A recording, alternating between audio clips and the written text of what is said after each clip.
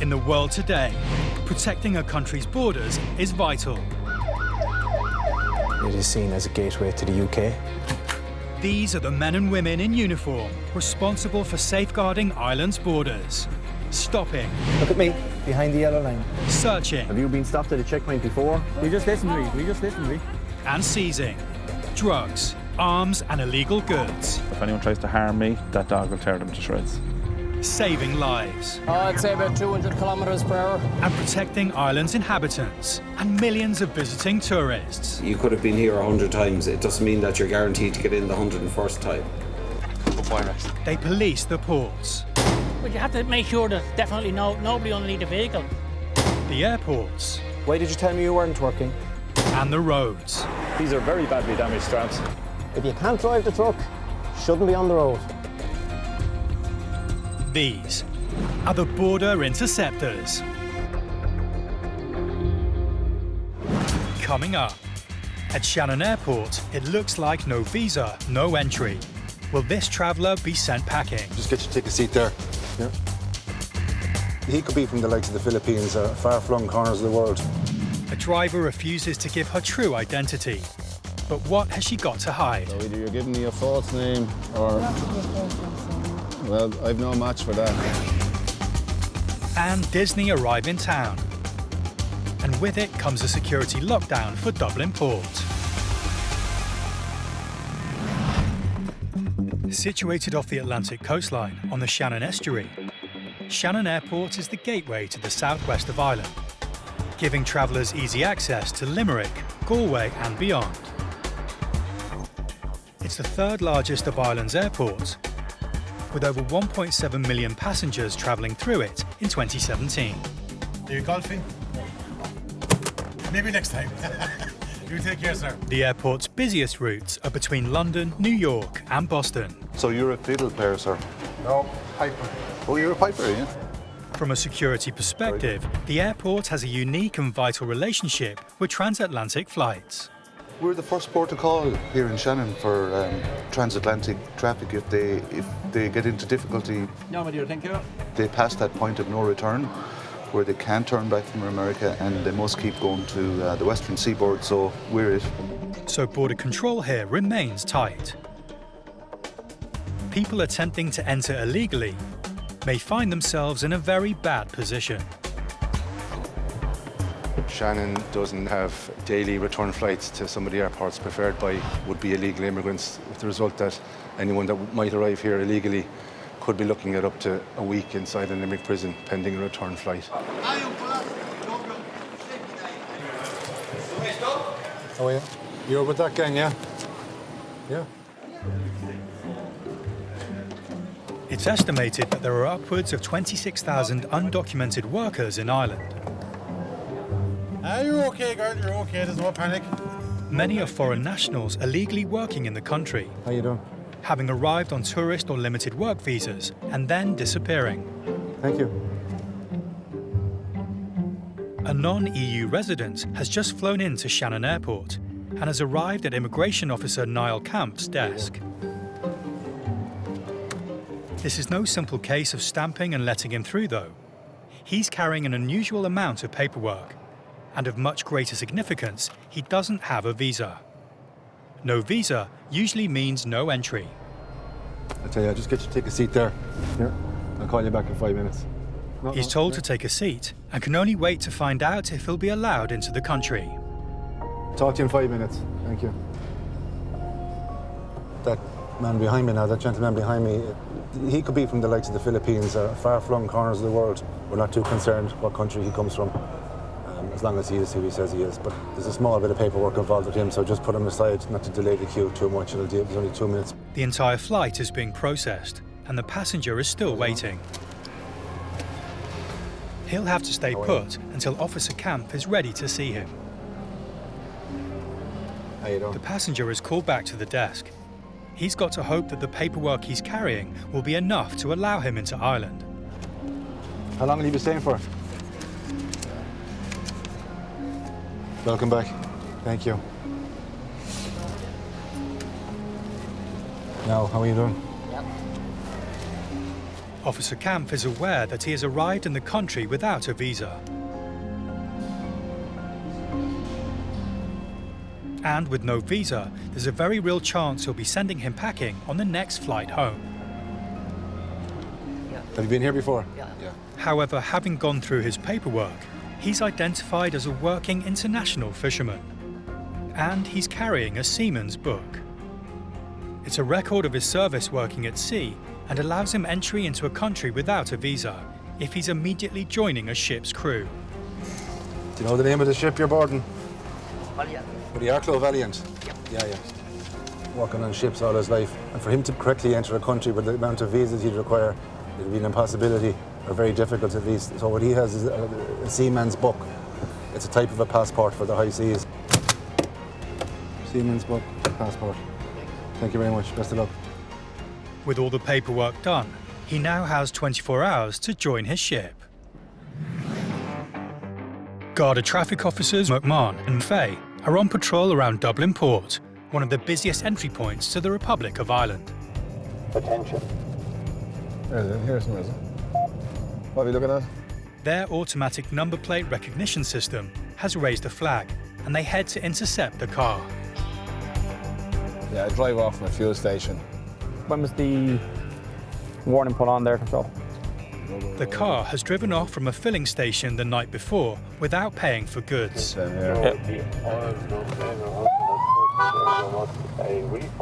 They track it down and pull it over. What do you need to find, driver? Hello. Is this your own car, madam? It is, yeah. What's your name? Nicola Thompson. Nicola Thompson. Yeah. What's your date of birth, Nicola? 28 of 5th, Yeah. 1974. Nicola, can you tell me who was driving the car last night around 9 o'clock? I was. You were. And the car was up in Navan last night at 9 o'clock at a filling station. It left without paying for wine and for oil. You don't know anything about that? Tango Bravo 208. Control, could you oblige with a driver lookup, please? Surname is Thompson, and the date of birth is the 28th of the 5th, 1974.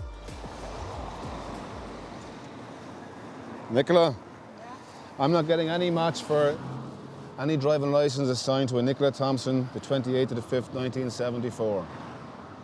So either you're giving me a false name or... Well, I've no match for that. Anyone who has a licence in the country, their details are stored on their computer, and there's no match for Nicola Thompson, the 28th of May, 74. No, it's 28th of May. No, it's the 9th of August, 1988. You said the 28th of May, 74. No, sorry. You tell me 88.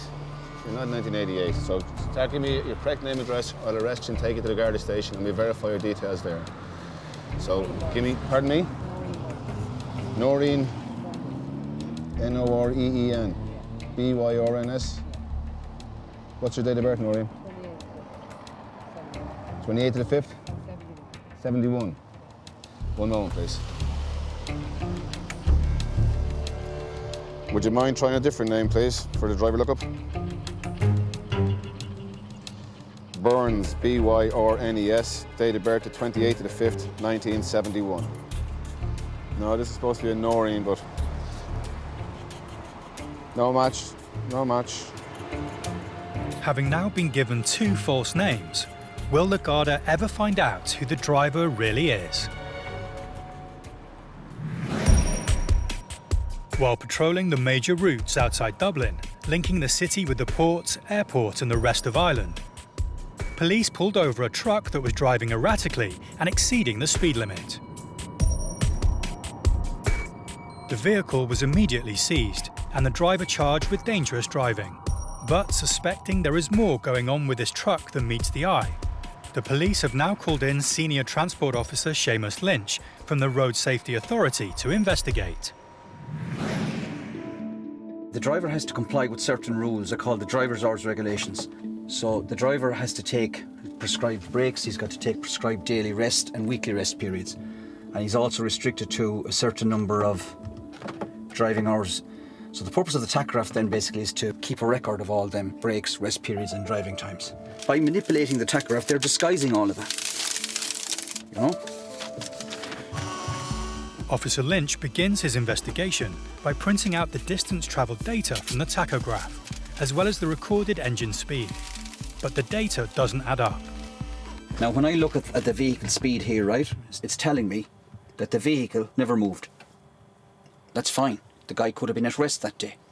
However, the engine speed between 600 and 800 revs, there's a 36-minute period there. From 800 to 1,000 revs, we've got 53 minutes. So if I add all these up, compare these two printouts, the vehicle speed, 0 for 24 hours. But this is telling me that the truck was actually moving for 7 hours and 23 minutes. You know, there's no doubt there's a device here somewhere.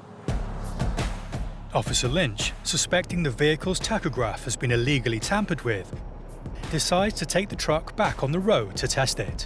Our tachograph is recording the fact that we're actually driving. That's what it's supposed to do. The speedometer is working, and it's based on the information we've got from the calibrated speed gun used by the sergeant here. It's working correctly. The two speeds are matching, and the odometer is recording the actual distance travelled. So I'm happy that there's no device being used at the moment as we're driving this vehicle. Everything may have worked correctly in the test, but Officer Lynch suspects there is an illegal and highly dangerous device fitted to the vehicle. Now he needs to find the device to prove it. The Garda Traffic Corps have pulled over a car. It's suspected of being involved in a recent shoplifting incident. With her child in the back seat, the driver has been in no hurry to tell the officers the truth. And they're still trying to find out her identity. Have you any ID with you at all? No, not with myself. Have you a bank card or... No? Is that medication you have in your bag there? She finally provides a social security card. That's the real thing now, is it? Yeah. Okay, so in third go. Yeah, I've been given a social services card now, control, and if you wouldn't mind trying that for me, please. And there's more to this woman's story. She's got previous. You just released out of prison back in November.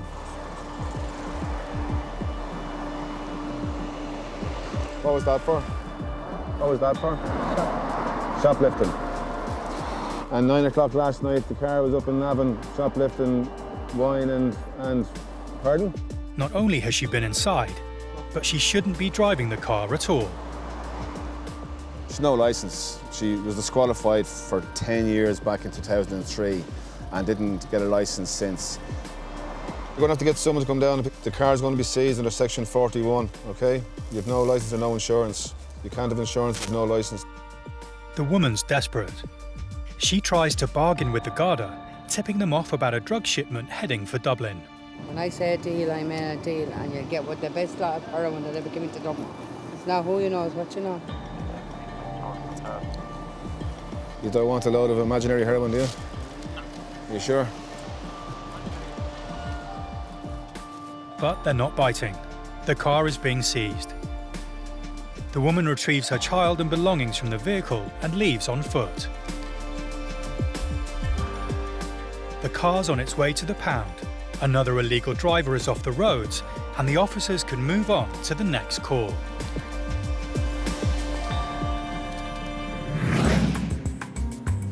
Dublin Port is a key entry point on Ireland's border, handling almost 50% of all trade. But as well as cargo and ferries, it's also popular with cruise liners.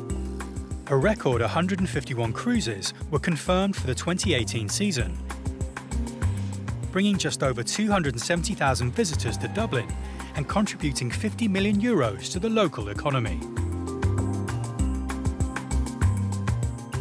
Today, the port is welcoming the 300-metre-long Disney Magic, with its 2,700 passengers for the first time.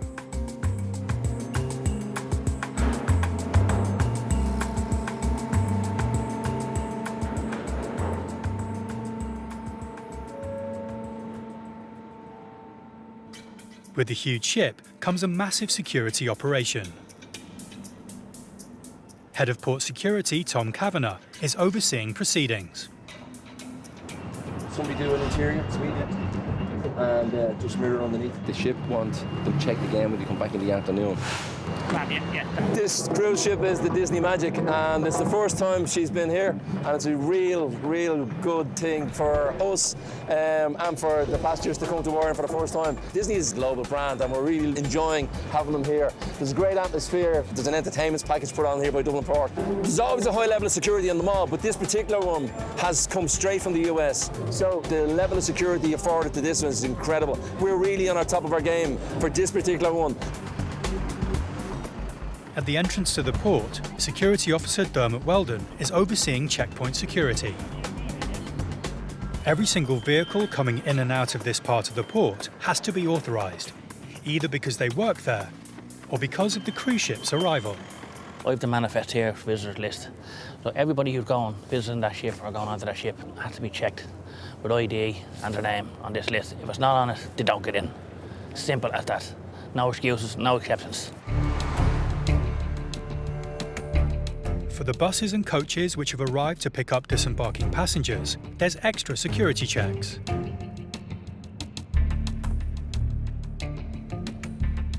As Dublin Port is a potential high-profile target for a terrorist attack, the security team have to be vigilant, looking out for anything that might raise suspicion. Security, whether you like it or not, the main aspect in everybody's life. Even if you have an alarm on your house, you have to make sure no one robs your house. It's the same with the cruise liner. You have to make sure no one robs the cruise liner, no one blows up the cruise liner, no one's trying to blow up the cruise liner. It's all about security. All the vehicles pass their security checks, and on the dockside, the cruise passengers can board their buses to go on excursions around Dublin. The passengers may have left, but with the cruise ship still in port, security remains at the highest level. Disney could be considered a target for terrorists or subversives. We will not allow anybody cause a problem here in Dublin. That's what they want and that's what they get. So far, everything has gone to plan. But until the ship leaves, the security team must remain on high alert. Once the passengers return from their excursions, the ship sets sail for the next leg of its journey.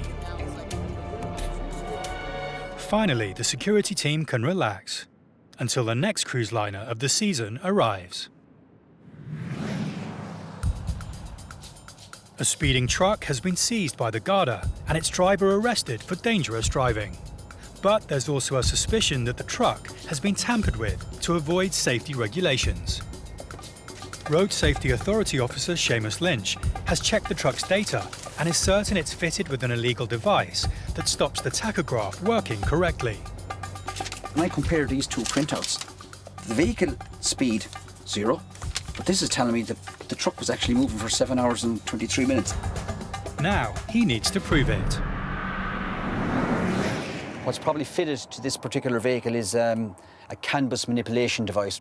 Having come across these devices before, Officer Lynch has an idea of how it works. To trigger the device, we've got to turn the ignition on without actually engaging the engine. Now, Darren, if you want to put your foot on the accelerator, I'll count to 6, 1, 2, 3, 4, 5, 6, starter. The device will be activated. And we will then proceed to drive and we'll actually see what effect does this device have on the truck. Pulling out there now. You can clearly see the tachograph is not recording driving. We're actually not travelling at all according to the speedometer. It's at 0. Using a quiet stretch of road, the officer driving puts his foot down. We've upped the speed, so let's see what the calibrated gun tells us. We're now down 122. The speed limit is 90. The driver has no idea what speed he's driving at. The speedometer's not working, so he hasn't a clue. You've got to bear in mind this is a truck. A truck like this can't stop in a hurry. And usually the people who use these devices, they're used for the purpose of disguising the fact that they're driven longer hours than they're supposed to, they haven't got the required breaks or rest periods, so they're more than likely fatigued drivers. And the statistics show that 1 in 5 accidents are caused by fatigue. It's extremely dangerous, and you know, I would imagine that the people who fit these devices give absolutely no consideration whatsoever to road safety. Armed with the evidence that the tachograph has been tampered with, Officer Lynch now needs to find the device. his team starts looking for anything unusual. And it's not long before they find what they're looking for. Is there a black box I see here? We've seen these before. Auto CAN bus data log. Going to have a look inside, okay? Right, there we have a printed circuit board. So what I'm just going to try and do a little bit of a test. Turn the engine on now, okay? Now if my suspicions are correct, I would expect to see a green light or something else. 4, 5, 6. There's your green light. She's now activated. With the suspicions confirmed, the evidence Officer Lynch has uncovered will be used to prosecute the truck's operator and driver. The haulage industry is highly competitive, leading to companies taking risks to complete the work on time.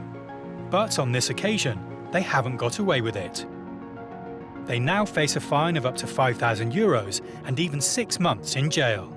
It's all down to being motivated by money at the end of the day. The more work they carry out, the more they get paid. So, you know, I presume they look at the tachograph and driver's hours regulations as being too restrictive. But the problem with that is, obviously, you're compromising road safety and the conditions for drivers. These drivers are often, you know, made to use these devices, and they're ending up driving 16, 17, 18 hours a day and not getting adequate rest periods. Quite a small-looking device, isn't it? But what it can do with kind of pretty serious consequences.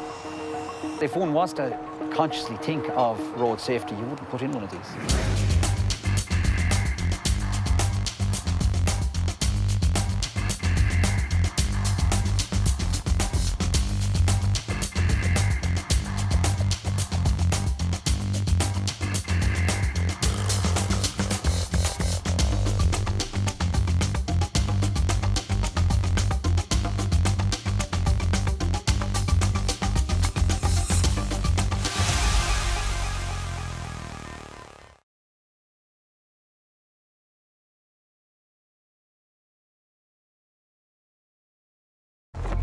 In the world today, protecting a country's borders is vital. It is seen as a gateway to the UK.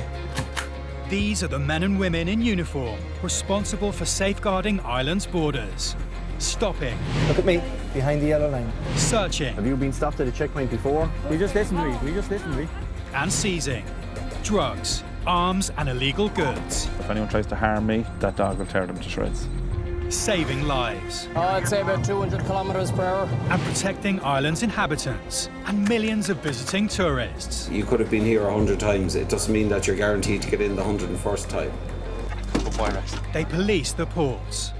But you have to make sure that definitely nobody underneath the vehicle.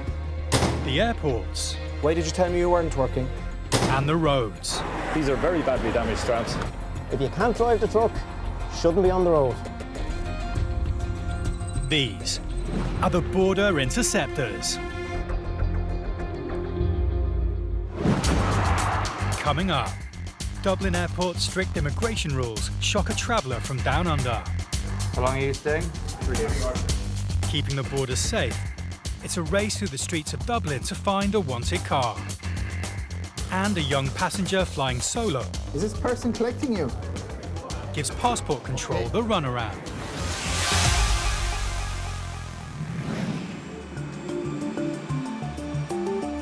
Passport and immigration officers oversee all incoming passengers arriving at Dublin Airport. Their role is to identify those intent on illegally crossing the border into the country and make sure all passengers meet the strict entry requirements. At the non-EU passport desk, Detective Garda Ray Flannery is getting ready to check in new arrivals. Passing through immigration checks can be a relatively straightforward process, if you have nothing to hide. Thank you. How long will you stay? What do you do here? What date do you leave? Where is that? But initially, how long will you be here? How much money do you have with you for your stay here? What will you be doing with them? I'm not sure yet. Partying would be more like it. All right. Thank you. How are you? How are you? Good. Well tired. I know the feeling. This next passenger has arrived from Australia, unprepared. He steps up to Ray Flannery's desk. How long are you staying? Why? Just for holiday. And where are you going to be for 3 months? With some family friends. They used to live in Aussie. Where in Galway? Sorry? Where in Galway are you going to? I'm not 100% sure. Yeah, I'm not. And how much money do you have with you for your stay here? About 7,000 Australian. Sure. Do you have a return ticket? Say it, please. The maximum we allow any non-EU national to stay here is 90 days. In the UK, they give 6 months. The max we give anybody here is 90 days. Nothing gets past Officer Flannery. That's over 90 days, is it? It's over 90 days. I'm not 100. Yeah, it was. I leave on the 17th of September. Which is over 90 days. Okay. The max I can give you is 90 days. Well, I was planning on if I didn't have enough money, if I run out of money, or You leave early anyway? Yeah, I was Okay. planning on doing that, yeah. And just pay to get my tickets changed. Okay. Yeah, because the max you can get is 90 days. So. Okay, that's no worries. Sorry, I didn't realise. If they have a reason to extend past that, and a valid reason, they would then go to the local immigration officer and look for permission to extend past 90 days. Okay, thank you. It's been a close call, but it's cost him. He'll need to change his return flights and leave earlier than planned. Dublin Port is the perfect entry point for criminals bringing contraband in and out of the country. Patrolling the roads around the port are Garda Traffic Corps officers Paddy McElroy and Phil Earl. Many of the Garda's vehicles are fitted with ANPR, automatic number plate recognition. Using onboard cameras, this system is designed to detect, deter and disrupt criminal activity on the roads. NPR has produced a warning. This vehicle has been suspiciously seen to be dealing drugs it was reported by members of the public. Unaware of whether this vehicle has been stopped by guards recently, but we're just going to check them out and see what the story is. The officers turn the car around and head to intercept. Very quickly, they locate the suspect's car, parked up outside some shops. The officers retreat to a safe distance and play the waiting game. In 2015, over 15,000 drug-related offences were recorded in Ireland. 14% of young adults under 34 admitted to having used cannabis, whilst nearly 5% admitted to MDMA, and 3% to having tried cocaine. The Irish heroin market alone is reported to be worth in the region of €600 million. Oh, he's on the move. The driver's on the move, and the Garda Traffic Corps are in pursuit, waiting for just the right moment to corner him. Just I'm not familiar with these roads in case he does make a break for it.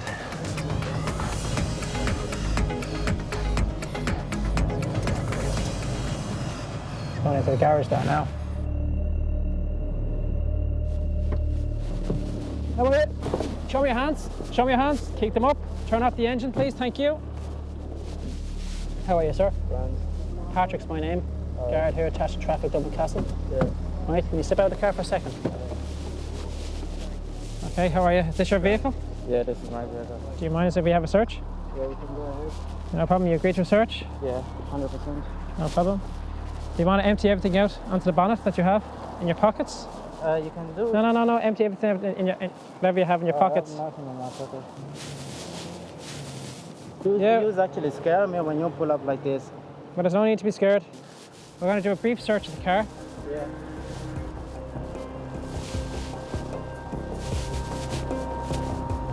Put your arms out. On this occasion, their meticulous search of the driver and his car turns up nothing. Happy enough? Listen, you're free to go. Thanks for your cooperation. Yeah. Very nice gentleman to deal with. Nothing untoward found in the vehicle, so we let him on his way. The driver is free to go. But with his registration logged in connection with possible criminal activity, it may not be long before he is feeling the long arm of the law again. Also patrolling the streets around Dublin are Garda Traffic Corps officers Mark Fay and Damien McMahon. The Garda Traffic Corps have a fleet of over 2,500 vehicles and use a combination of highly visible cars to act as a deterrent on the roads, and unmarked vehicles for surveillance and covert operations. 03 Delta 78459. The officer's ANPR system has just got a hit on a car with no tax and no national certificate to prove its roadworthiness. Time to pull this driver over. How are you? Do you have a driving licence on you there by any chance, You have nothing on you at the moment. Do you have any form of identification just to show who you are? Nothing at all, no? Officer Fay is able to check her details against those showing on the ANPR, and it doesn't match. She claims she has just bought the car. Did you buy the car privately or did you buy it off the garage? Privately. Do you know what the story is with relation to the vehicle registration certificate? Have you gotten anything back? No? Have you inquired to see? Your friends send off the logbook for you? Okay. With the facts not adding up, Officer Fay checks the car's insurance disc, and there's a problem there too. Cars in Ireland must by law be insured and display an insurance disc in their windscreen. It's estimated 150,000 road users in Ireland are driving without insurance. Whose insurance is displayed at the front there, Jacqueline? Whose insurance is that in the front then? Who are you insured with? AXA. Would you know your policy number? Or? No. The driver claims that the car's insured, but as the policy is not in her name, Officer Fay needs to make a call to get to the bottom of the situation. How you doing, AXA? This is Garda Mark Fay here from Traffic Dublin Castle. I'm just wondering, can I do a Garda check, please? The lady says that she's covered with AXA. I just want to see whether or not you have any indication there for us. Policy cancelled due to non-payment. Non-payment. All right. All right, Jacqueline, a bit of bad news for you. The policy was cancelled as of the 26th of April. You have no insurance. She's not been paying for her policy and her insurance has been cancelled. At this moment in time, you have no insurance. As it stands at the moment, I can't let you drive on, you know what I mean? With no insurance, the Garda have to keep her off the road and so seize her car. I'm not victimising you. I'm not. Well, I actually have no discretion when it comes to insurance. No, the situation is I'm detaining the vehicle under the provisions of Section 41 of the Road Travel Act of 1961 as amended. All right, Jacqueline? We just listen to me. I just want to give you a form as well. I'm being victimised. I want to give you a form then, Jacqueline, explains how to get the vehicle back. But there's nothing she can do. Her car isn't going anywhere soon. When it does move, it'll be on the back of a trailer heading for the city Take pound. your private keys, and I'm just going to get you a form to explain how to get the vehicle back. Protecting the borders from those intent on breaking the law isn't the Garda's only role. They also need to make sure all 30 million passengers that pass through Dublin Airport each year can do so safely. At the non-EU passenger desk, Officer Frank Flynn is checking passports. Hello, how are you? Passport? A young girl arrives on the next flight from Paris. As she's clearly on the wrong lane, he's alerted to the fact that she's travelling alone. Have you got a boarding card? She came to the non-European line, but that was a mistake on her part. Maybe she didn't know. She probably didn't realise. Just followed the crowd. You got to learn English? Industry experts believe more and more children are flying solo, with numbers now into the hundreds of thousands each year and still climbing. And where are you going to learn English? This also puts a strain on ground teams too, with greater responsibility for the safety of the youngsters travelling through the airport. Is this person collecting you? With a girl appearing to be under 16 and in need of help, Frank needs to make sure she's in safe hands when she leaves the airport. Hello? This is immigration in Dublin Airport. It's a nice location. Are you in the airport? Who are you expecting? He speaks to her language school contact, who gives him some alarming news. Not with you, no? I rang the person and he said she wasn't on his list of person. Thank you. No, I'll have to ring you out. Concerned for the girl's safety and with a duty of care, Frank leaves his booth. He needs to find the school contact that he was speaking to. Hello, Noel. Are you in Terminal 2? Sometimes people come here unaccompanied. If something happens, then we have a duty of care, you know? That's why I have to check the person out. How are you, Noel? Hello there. How are you? I just saw your name and your phone number on it here. No problem, yep. And you haven't come But the contact appears to be just as confused with the situation. She's not on my list. She's not on your list. I'm going to check. I think she's... If it can't be sorted, there's a very real chance that she may be flying home. Now, moi, je suis de l'agence de new change, d'accord? Is there any name of the family there? I just get her now, the family now. Okay. He's going to find her now. I'm sitting waiting on her over there. No, okay, I am right, indeed. okay. With the host family found, Frank checks their credentials. Lovely. You look That's after great. I her. will indeed. Thanks Okay, very much. right. It's been a worrying start to this youngster's holiday, but thanks to Frank's tenacity, all has been resolved. Met the lady and everything was okay. So it's fairly prevalent in the summer holidays, people coming to learn English here. Juveniles, unaccompanied as well, you know, so we have a duty of care, so we have to make sure that they don't get lost. Outside Dublin, this car's number plate was flagged as a vehicle of interest. Cancelled due to non-payment. Non-payment, all right. The policy was cancelled as of the 26th of April. At this moment in time, you have no insurance. I'm not victimising you. The owner eventually admitted to driving without insurance, and her car was seized. Back with officers Fay and McMahon, the woman with no insurance has had enough. Am I expecting her home? I've no post at me. Nothing. She's heading home on foot. She's going walking on the motorway, so... They need to stop her before she puts herself in front of fast-moving traffic. Have a chat with her there. See if you can see some bit of sense. Jacqueline, you can't go walking on a motorway. You can't walk on a motorway. Is there anybody you can contact? No. Anybody at all? No. You can't, Jacqueline, you can't actually walk down on the... Jacqueline, you can't walk down onto the Navan Road. Jacqueline, I have to stop you.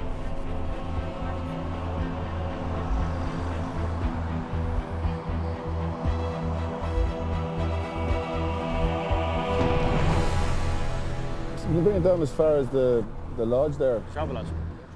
The officers have a duty of care to keep her out of danger. They have to get her off the road. But they're not taking her home, only to the next junction where she'll be dropped off. That's as far as we can bring you. We can't bring you to your house. I'm not actually leaving here. I'm actually leaving dropping you at English Road. The River Road, I only know how to But we're not a taxi service either, Jacqueline. I know, but you should be here. Yeah, why was it taken off you? Just getting you off the motorway, Jacqueline, that's all we're doing.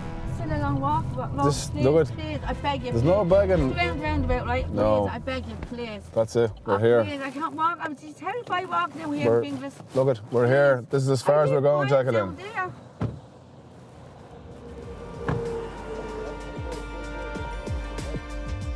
Despite her pleas, the officers leave the woman to her own devices. They then head back to her car to oversee its removal to the pound.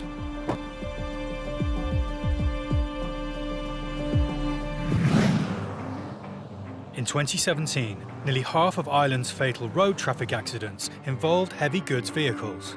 So making sure HGVs are roadworthy is a vital job, and roadside checks are the perfect opportunity. All right, Shane, turn it over the other way.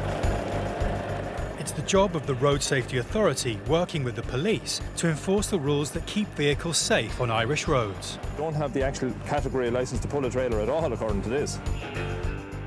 Today's joint operation between the RSA and the Garda is situated near Carlow, on the busy road leading from Waterford Port. Together they have the authority to pull trucks off the road if they're deemed unsafe. If anything were to happen, it wouldn't be good for anybody. Officer Liam Lawler has pulled over a vehicle he wants to inspect further. you see the way it's tied on? Yeah, I do, yeah. That particular strap is very, very weak. It has been cut into the centre loose as well. You shouldn't be able to move a strap like that. There's no protection on the edge. There's no protection as it goes around a bolt here. And it continues where it shouldn't. These are very badly damaged straps. As it travels to a point down here where it's secured onto the corner of a twist lock handle. And if you look at it here, I can actually move it off. It's that loose. And that's what's holding on that load. A strap that's as loose that you can, it's literally going to fall off down onto the roadway, and God knows what happens then. That's as bad as you get. It is definitely as bad as you get. With the terrible state of the straps, the truck is a ticking time bomb. If one of these huge bags were to break loose and fall into the road, the consequences could prove fatal. There's at least a ton in each pallet there, literally sitting on a flatbed trailer with the grace of God holding them on. Here, just while you're... Okay, why is there not one strap going from there to the other side and that's it? Why does it go... Because when you wind up the strap the far side, it's sticking away out and there's more of a possibility of it coming loose. The driver tries to reason his case. He feels that he has secured the load properly. But Officer Lawler is having none of it. Yeah, no, you have to do it properly. It has to be done properly. All of the straps that you have some form of deformity. What weight is in each of those? A 2-ton pallet. With an STF or a standard tension force of 350 kilos, he would need 7 straps to go across that if he was to do it theoretically right. He has one poor strap across the same amount. Like, he can't leave here until that's properly done. That's an accident waiting to happen. Unless the driver can locate more straps and replace the faulty ones, his truck is going nowhere. There must be 2 straps at least across each of those to fill your obligations. Right. All right? So 2, no, not those straps, 2 proper ones. I'm in trouble because the straps that I had are now gone. Okay, and if anybody that can come with straps... So I don't know if he's on the way back or up the road or what, I don't know. Give him a ring. He has to get twice the number of straps that he had already. He has made a number of phone calls. Even though he's not from the area, he's not allowed to continue until the straps have been properly put on.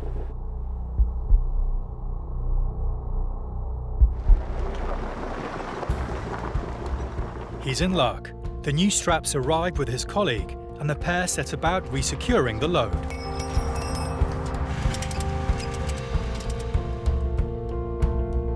And Officer Lawler is much happier with the new straps. Tells you the amount of force you can put on the ratchet part, which is 50 decannewtons. It tells you the tension that you can get on the strap, the stretch factor, how much it can stretch. And then it gives you the code for the European standard for that strap. It's a good strap. That's a good strap. Take her away, Vera. It's been rectified, but it has taken some time. It would have been well worth his while from the beginning to secure it properly, and then he wouldn't have this delay. The safety aspect here is the crucial factor. To travel with that load, 29 tons, on a flatbed, heading along the road, not being held on properly at all. Now that tells its own story.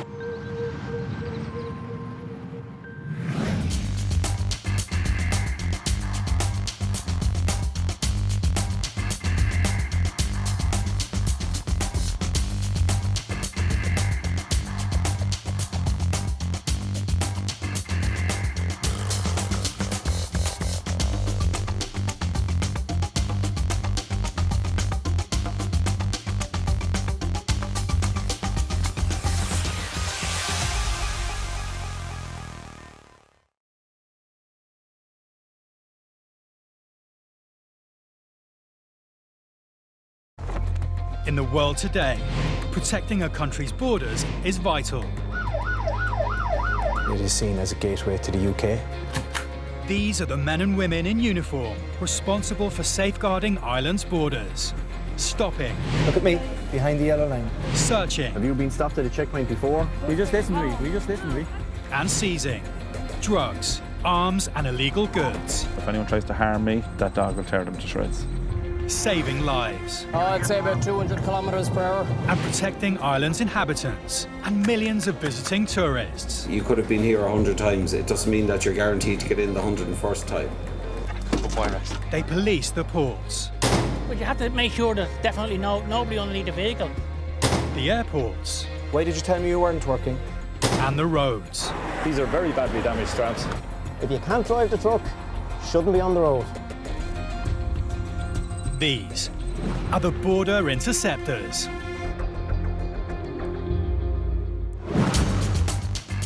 Coming up, a failed former asylum seeker returns to Ireland. But will immigration officers let her in this time? When were you here? 2003. A checkpoint outside Dublin has the traffic cops seizing illegal vehicles off the road. There's just too many things wrong with it. And problems with a passport risk a passenger's entry to Ireland. I can't find anywhere to land a stamp. I think it's stamp.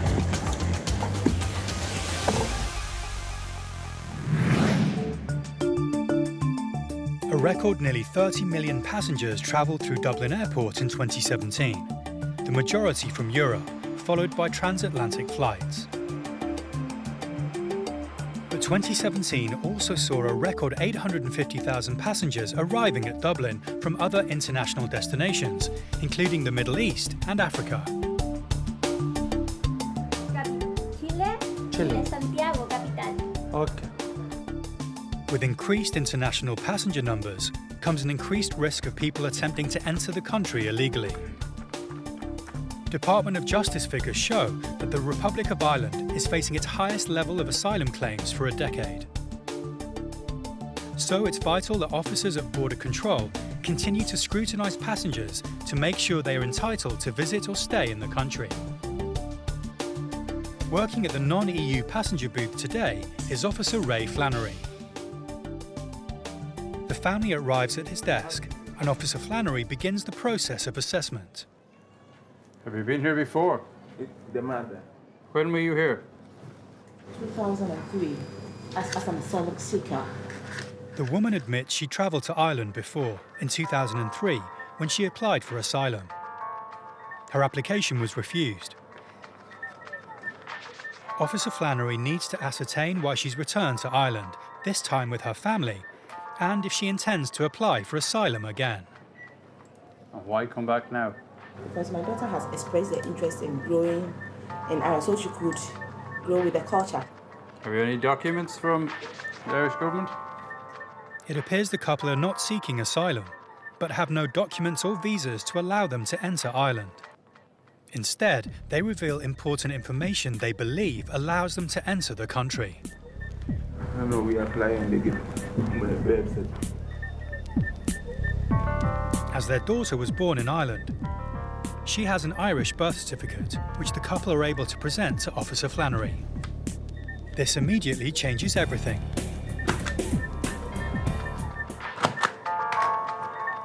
Born before the 1st of January 2005, their child is an Irish citizen and entitled to be in the country.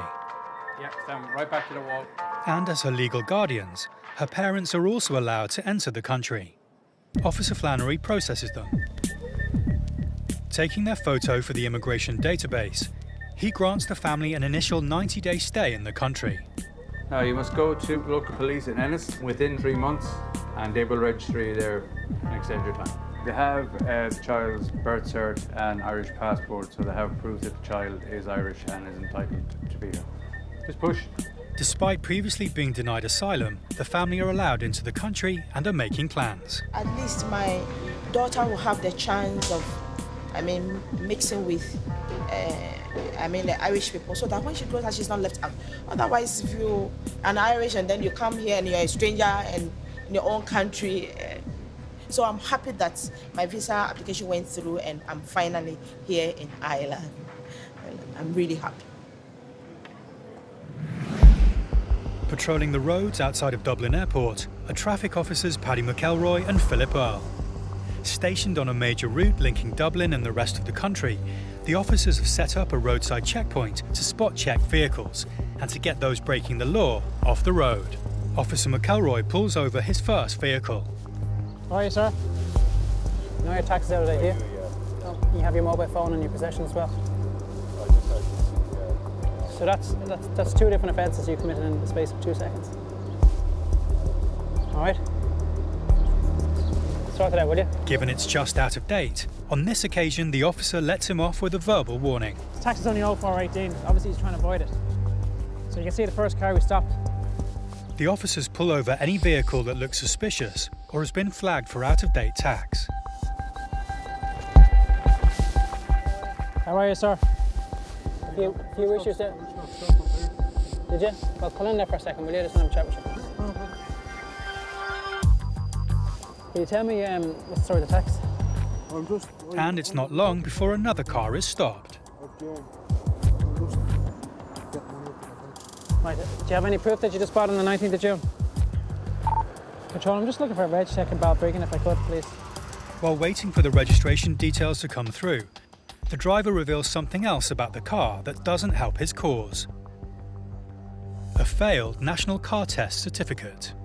So failed on the front suspension. Anti-roll bars. Seats, child seat in the back insecure. Side lamps and intensity of that wasn't the correct. I think I had those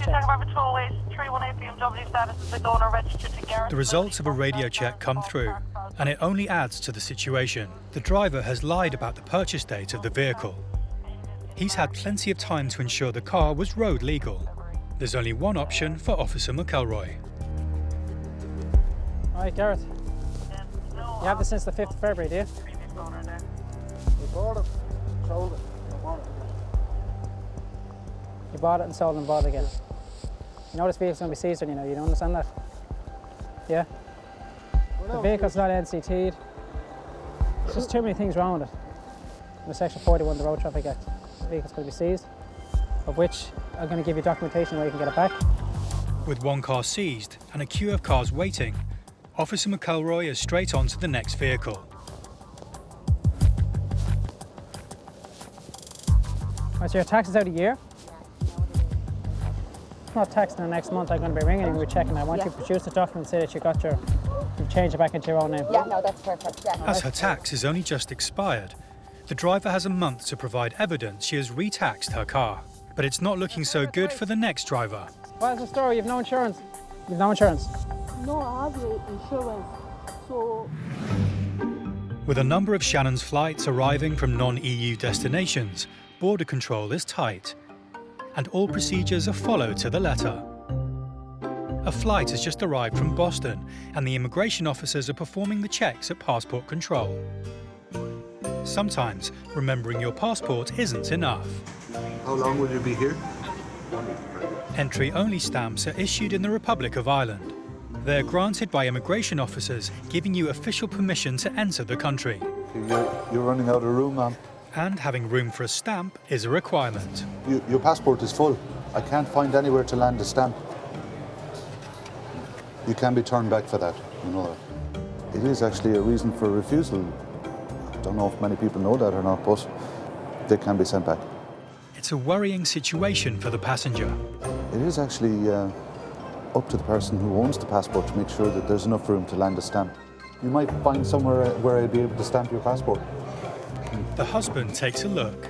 If they can't find room for a stamp, she can't be officially granted permission to land. She faces the very real possibility of being separated from her family and forced to fly home to Boston alone. How big is your stamp? Big, like that size? Yes.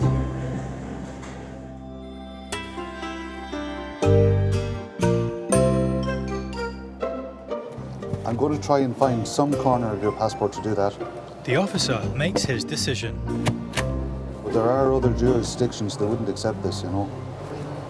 Thanks very much. You're going to run into trouble eventually, you know. If a stamp can't be landed by an immigration officer, not just in this jurisdiction, but probably pretty much in every other jurisdiction, they can be sent back. She's free to enter the country on this occasion, but she might not be so lucky next time. Last time they told me to get more pages, but I didn't do it.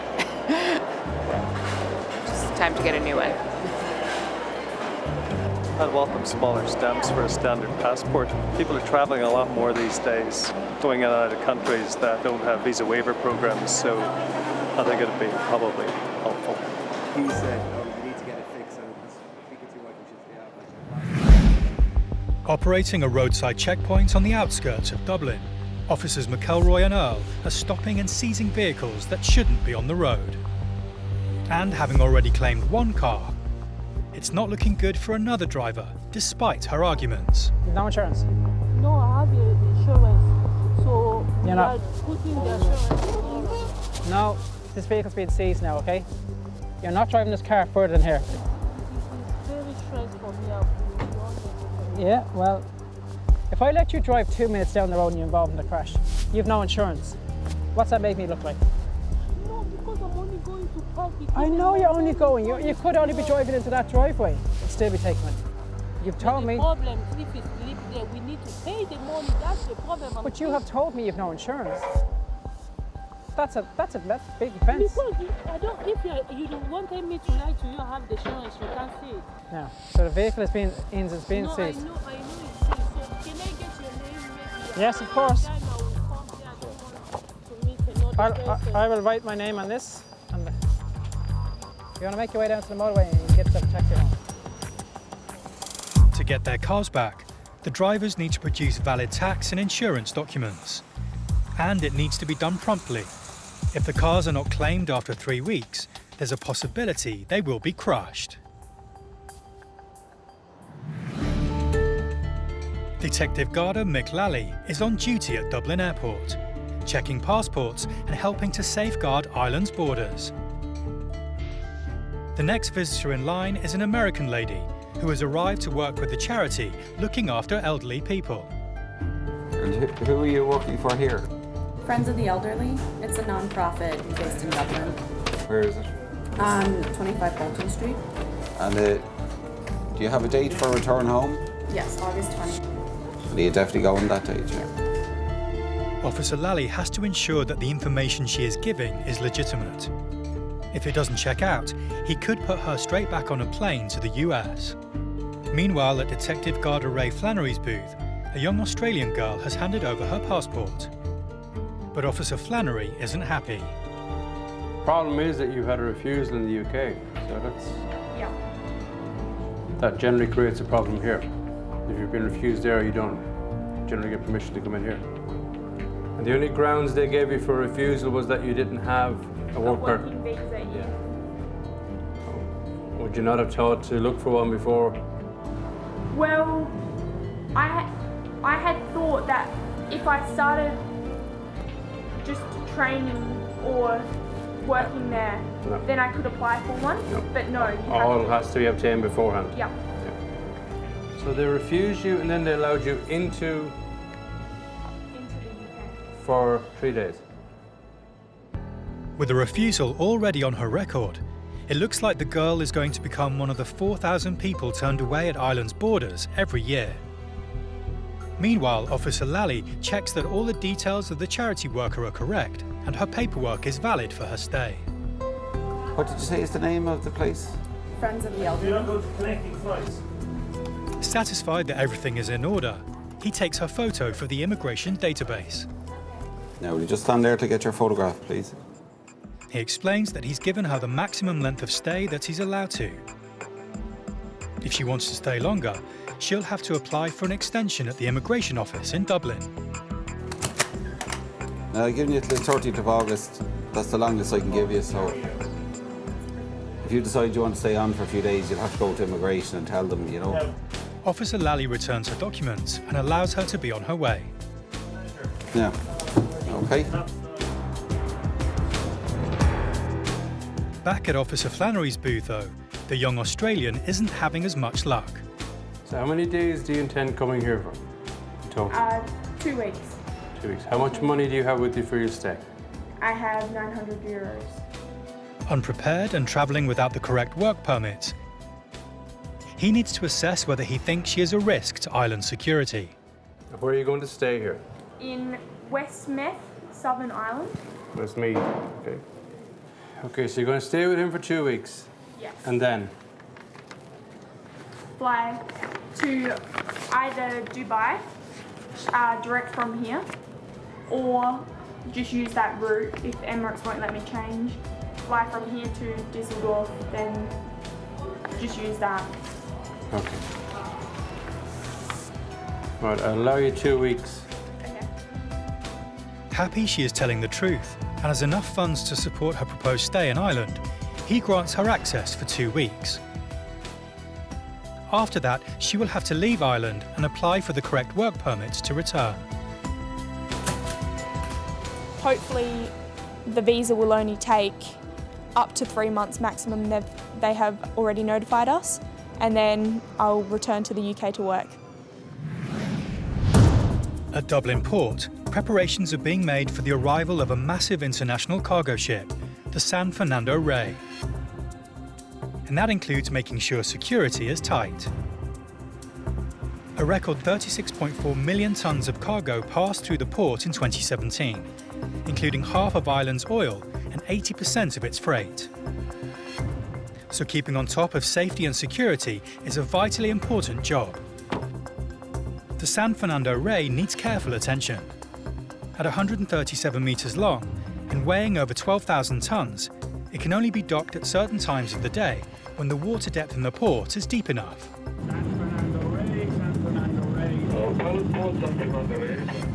A member of the port's team, known as a pilot, has headed out to the cargo ship to oversee docking the vessel. Safety is paramount. With a boat this big, an accident would be hugely dangerous. With his knowledge of the port, the pilot ensures the ship can safely dock. His presence is a requirement for all large commercial vessels arriving at the port. Once on board, he takes control of the ship and, with the help of tugs, manoeuvres into its docking position. Once secure, the port can start unloading the ship's cargo. While its dock security is tight, port officers police landslide, while the ship's security officer is responsible for on board. Nearly 4,000 illegal immigrants are deported from Ireland every year, around 15% of them from African countries. A ship the size of the San Fernando Rey is a perfect target for stowaways and criminals. And while the ship is docked, the security officer makes regular security searches. Usually we made the security round around the ship every 4 hours. When I'm making a ship search, I'm looking for persons which I've never seen and maybe some strange or unknown, for me, unknown objects. On this occasion, the security search turns up nothing.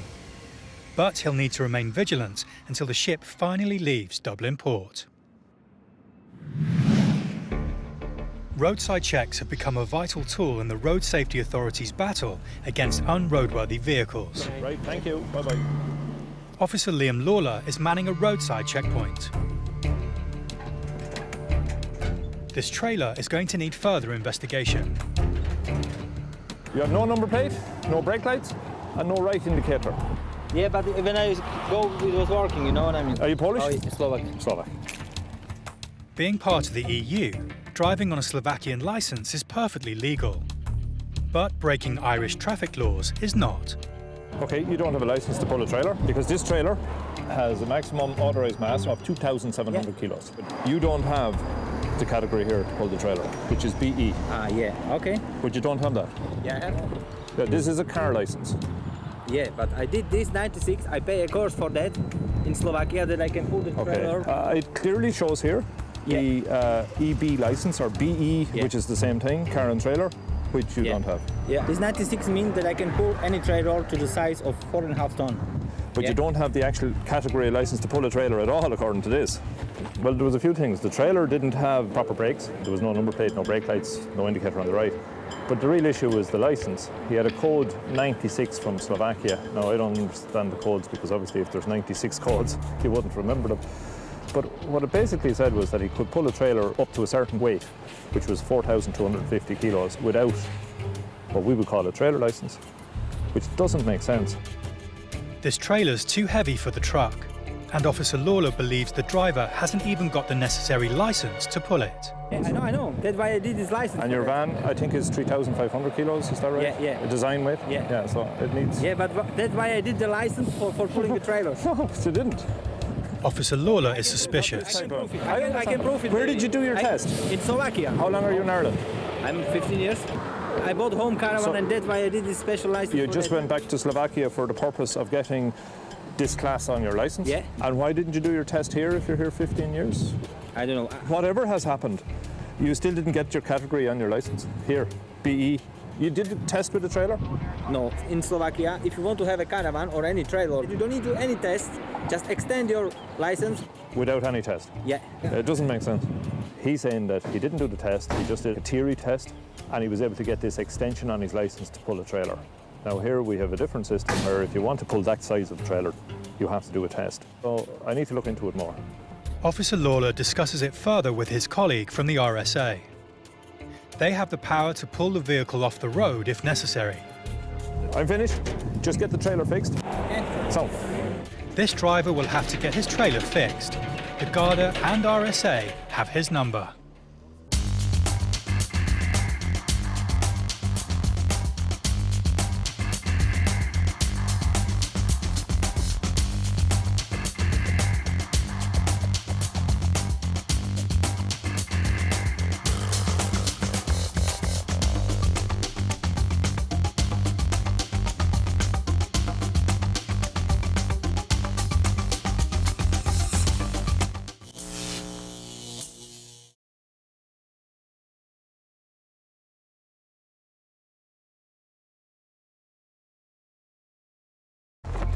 In the world today, protecting a country's borders is vital. It is seen as a gateway to the UK. These are the men and women in uniform responsible for safeguarding Ireland's borders. Stopping. Look at me, behind the yellow line. Searching. Have you been stopped at a checkpoint before? We just listened to me. And seizing. Drugs, arms and illegal goods. If anyone tries to harm me, that dog will tear them to shreds. Saving lives. I'd say about 200 kilometres per hour. And protecting Ireland's inhabitants and millions of visiting tourists. You could have been here 100 times. It doesn't mean that you're guaranteed to get in the 101st time. They police the ports. But you have to make sure there's definitely nobody underneath the vehicle. The airports. Why did you tell me you weren't working? And the roads. These are very badly damaged straps. If you can't drive the truck, shouldn't be on the road. These are the border interceptors.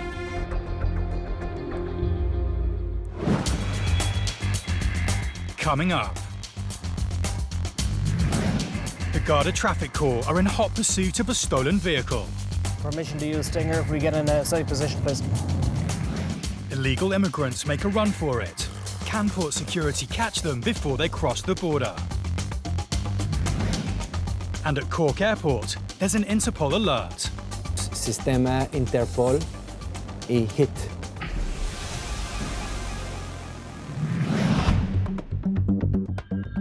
Over 2.3 million passengers pass through the doors of Cork Airport every year. And every single one of them must pass through passport and immigration. On the desk today are officers Noel Maxwell and James Ahern. Their job is to spot anyone acting suspiciously or trying to enter the country illegally. Your travel document. Border control entails the vetting of EU persons and non-EU persons to see that they're suitable for entering the state. You living in Ireland? Hello. This is border control, so by arriving here, they are scrutinised as though it could be their first point of entry into the EU. In 2017, nearly 500,000 people were denied entry to EU countries by border guards. We are high up there in human rights stakes. It is seen as a gateway to the UK. We have an economy that is back on track after a recession, and working and living conditions here are of quite a high standard. I suppose the main thing with border control policing is experience. Off the phone, take your card, stand behind the yellow line. Excuse me, hello, look at me, behind the yellow line. All right, very good. You are watching and you are listening and you're carefully scrutinising people as they're coming towards you in the lines and the queues, and then you're following that up with questions and scanning of documentation. At an international airport like Cork, immigration officers must face people from all over the world. Why did you tell me you weren't working? Because I don't understand your question. There are occasions where people may want to use the fact that they are not fluent in English. That creates a problem. A woman has just flown in from Spain and is at Officer Maxwell's desk. And there's a problem with her EU identity card. The card has had a hit on the Interpol database. 30 million travel documents are reported lost or stolen across Europe every year. Counterfeit and stolen documents are a key factor in international terrorism, with criminals paying up to 10,000 euros for them on the black market. Back at Cork Airport, with a woman's limited English, it's tough going for Officer Maxwell. Good job his colleague James Ahern speaks Spanish. ¿Tienes pasaporte? No, no traigo pasaporte, o sea, ni me he molestado en sacarme el pasaporte. Aquí tenemos sistema Interpol y HIT.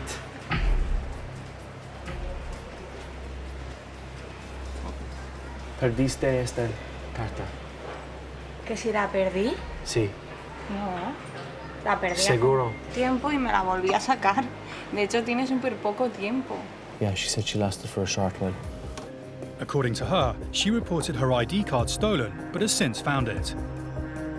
She says she thought she could still use it for travel. As her card's been flagged by Interpol, the guards need to make sure she is who she says she is. All the woman can do now is wait.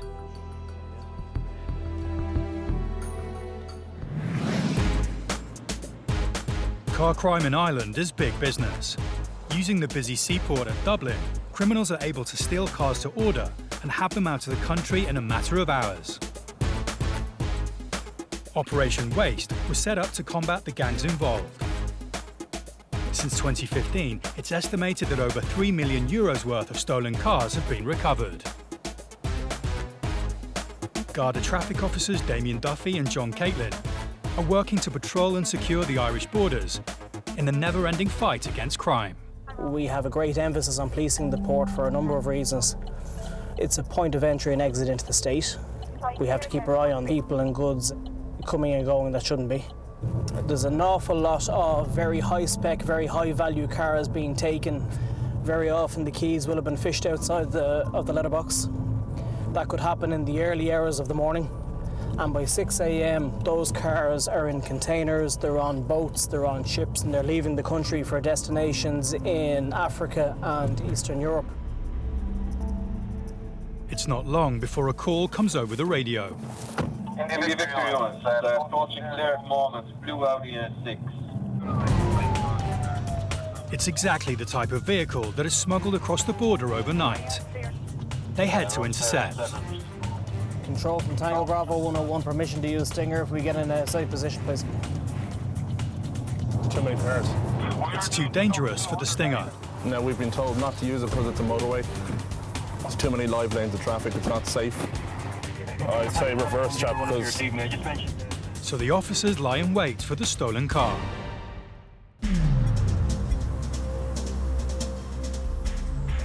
Here he comes now, full speed. Oh, lovely Audi. Oh, Ford Focus. Oh, the RS. Oh. But look, follow on. Oh, I'd say about 200 kilometers per hour. The stolen Audi disappears fast into the distance. There's no way these boys in their standard issue patrol car are going to keep up. My God, that's some speed, isn't it, guys? It's absolutely scary. Luckily, several colleagues in more high-powered vehicles are already hot on its tail. Straight through the roundabout. Abandoned road. Officers Duffy and Caitlin follow close behind, ready to offer backup at any moment.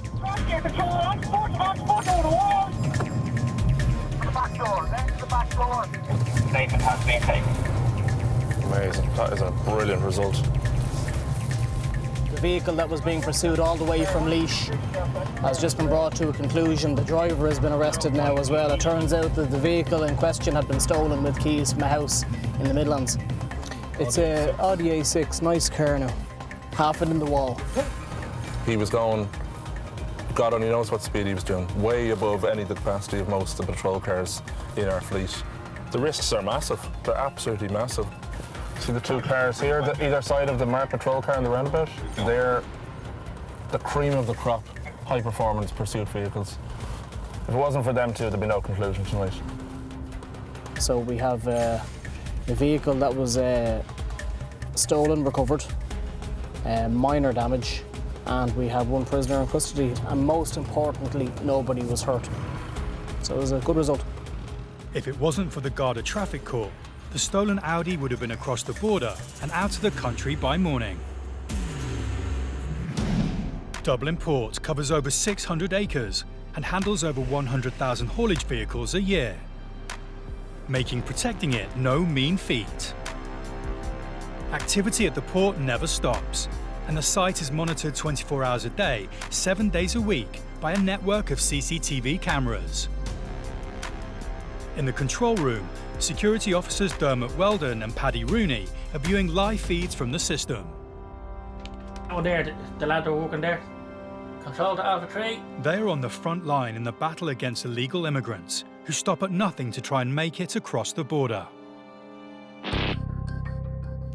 And tonight is no exception. Having emerged from under a newly arrived truck, these people may believe they are home and dry, but their every move is now under surveillance. There's nowhere to run. In 2017, more than 10 people every 24 hours were stopped, refused entry, and deported out of the country. Coordinating a ground team into position, Port Security and the Garda are ready and waiting to spring their trap. After a long and dangerous journey, their attempt to enter the country has ended in capture. Tonight, this border is secure. Back at Cork Airport, a Spanish passenger is stuck airside. She's travelling on an ID card that's been flagged by Interpol as stolen. Aquí tenemos sistema Interpol y HIT.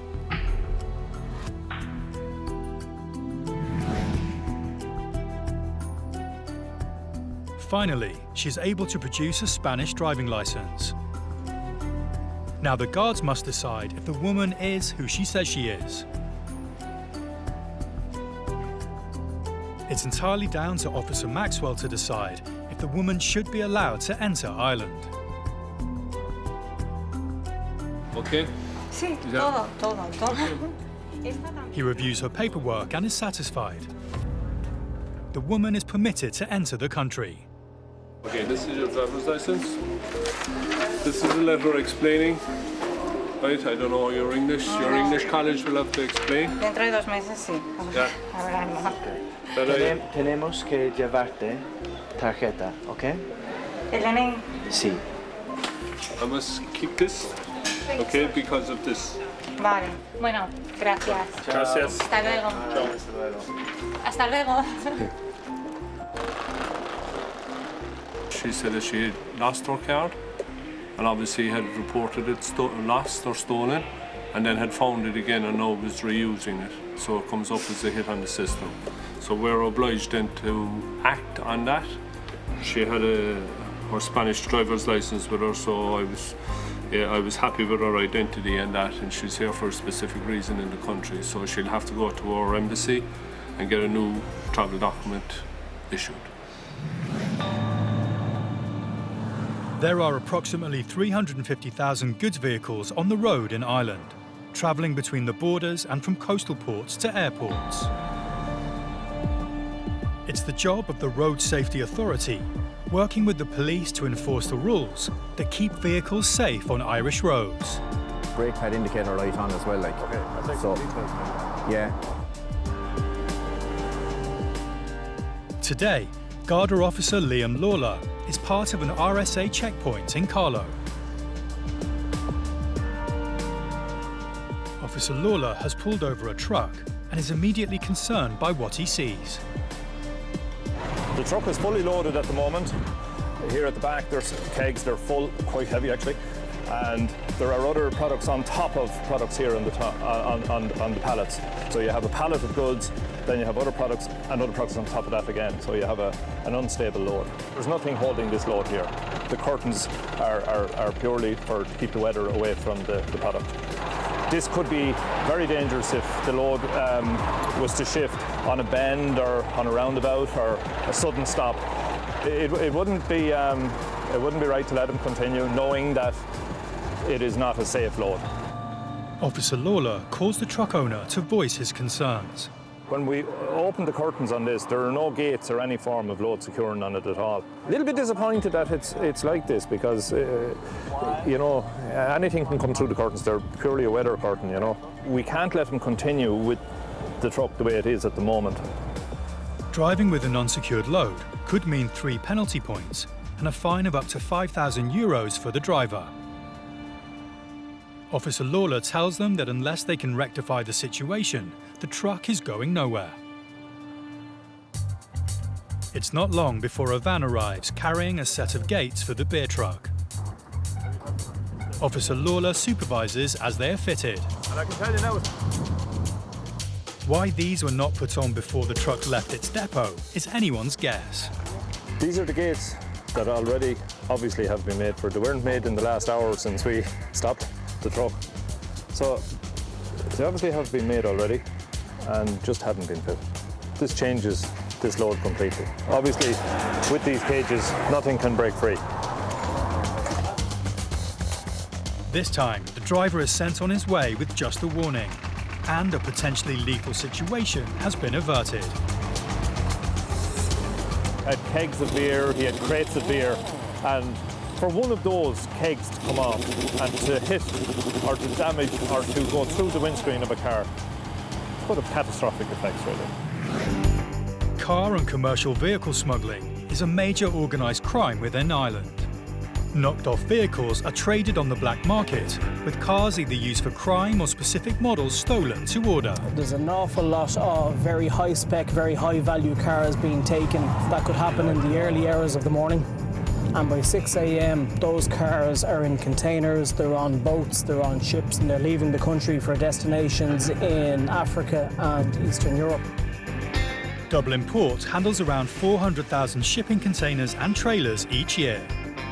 Brand new vehicles are shipped in and out of the port daily, and it's while they're stored on site that opportunists strike. But getting the vehicles out of the country requires getting them past port security. On ground patrol, Security Officer Dermot Weldon is called to the port secure truck compound, where new vehicles are stored, awaiting collection. A man has handed over paperwork, claiming it allows him to take a truck. But Dermot is not convinced, and has called in colleague Paddy Rooney to take a look. That guy taking out that They decide they need to question the man further. Yeah, we should have went there in the first place. With nothing to prove that the truck should be released to him, the officers need to work out if this is another case of vehicle theft. This gentleman has a small little docket. But the problem that we have here at the moment is he could have collected that docket inside for a load, then came over here hoping to get a €90,000 truck out of here. Making the wrong decision will allow the driver to take €90,000 worth of truck out from under their noses.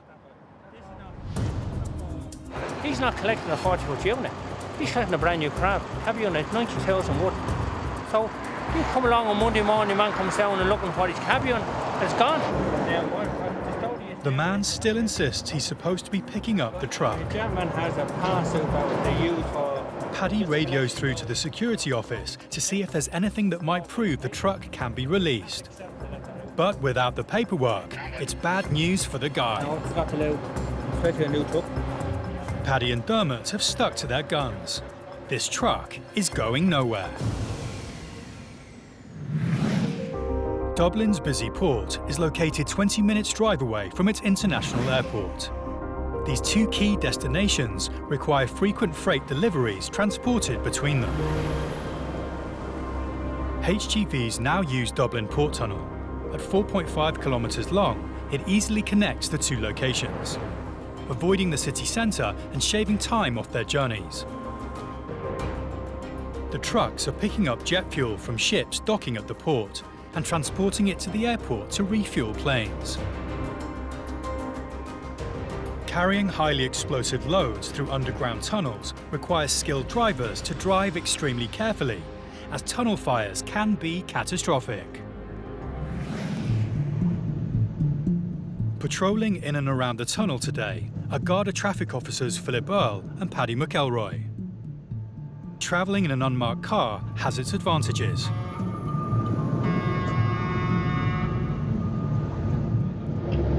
We're being flashed by the car behind. We're doing 80.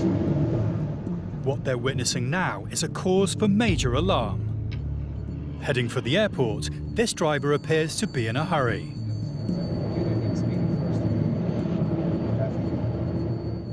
Trucks travelling over 80 kilometres per hour require at least 100 metres to stop safely. Here we go, it's down for now. Speeding in a confined space and carrying explosive material, there's only one guaranteed response.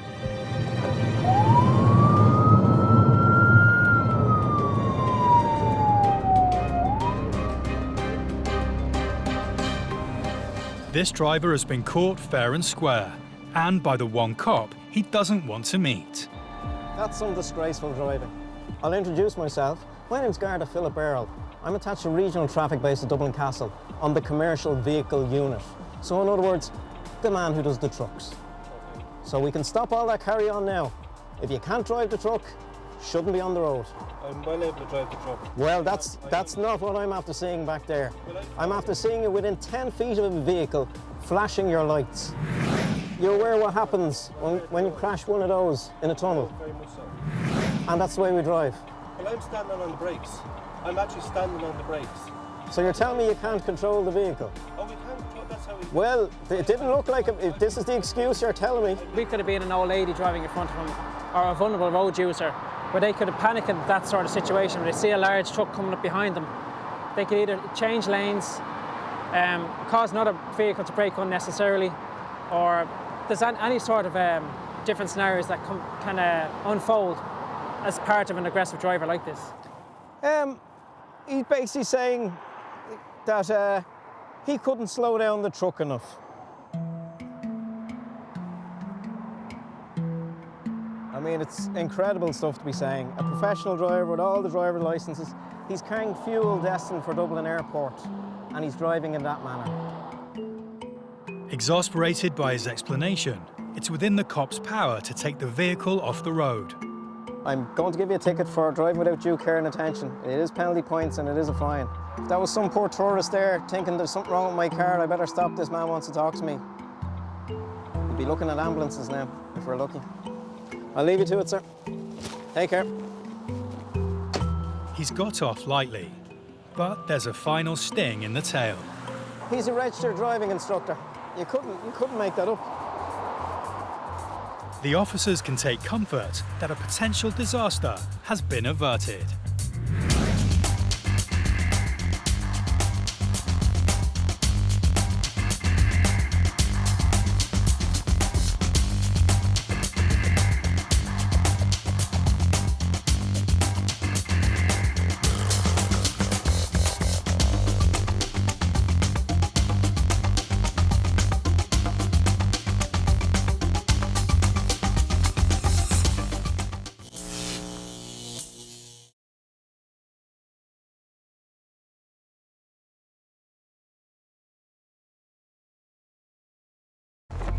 In the world today, protecting a country's borders is vital.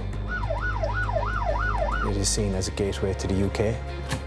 These are the men and women in uniform responsible for safeguarding Ireland's borders. Stopping. Look at me, behind the yellow line. Searching. Have you been stopped at a checkpoint before? You just listen to me. And seizing drugs, arms and illegal goods. If anyone tries to harm me, that dog will tear them to shreds.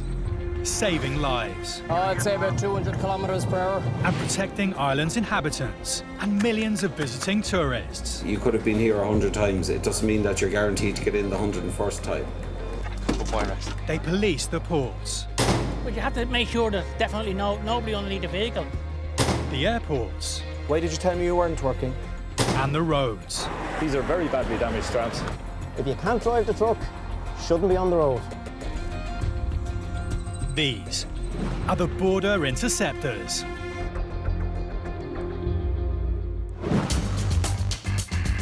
Coming up, a roadside stop reveals an unexpected haul of goods. Did you have receipts for all this stuff that you just purchased? Do you know what's even in your car? Without any paperwork to confirm his story, it's looking like a long one-way trip for this Indian family. You're supposed to have that to present to me also. That way I know you're actually married to this person. And a high-speed chase for a wanted vehicle.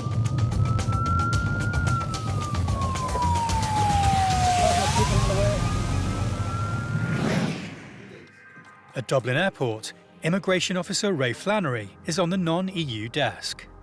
His job is to check every passenger that arrives from outside the European Union has the correct paperwork to enter the country.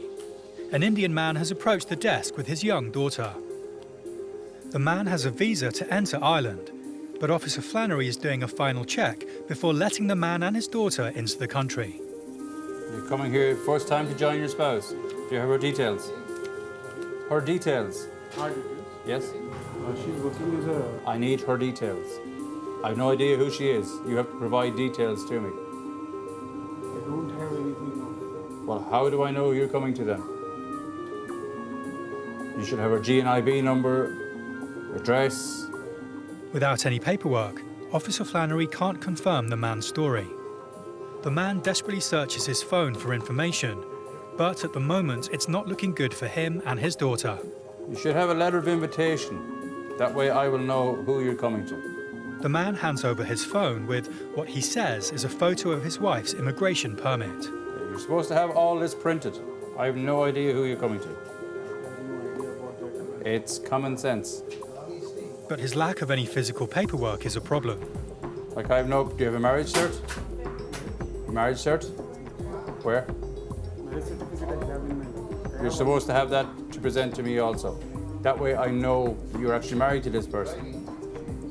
I was not aware of that they would have carried my all the documents inside my ID.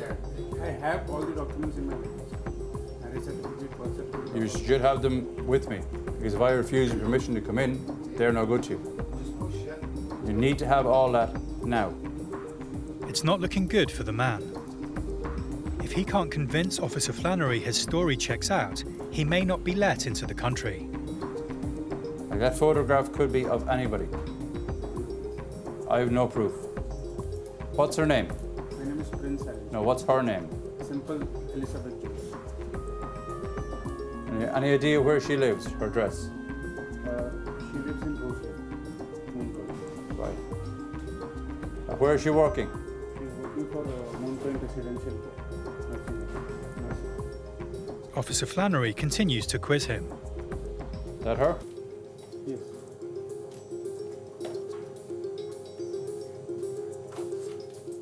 Happy his story checks out, he finally allows the man and his daughter entry, but on condition he produces the required paperwork.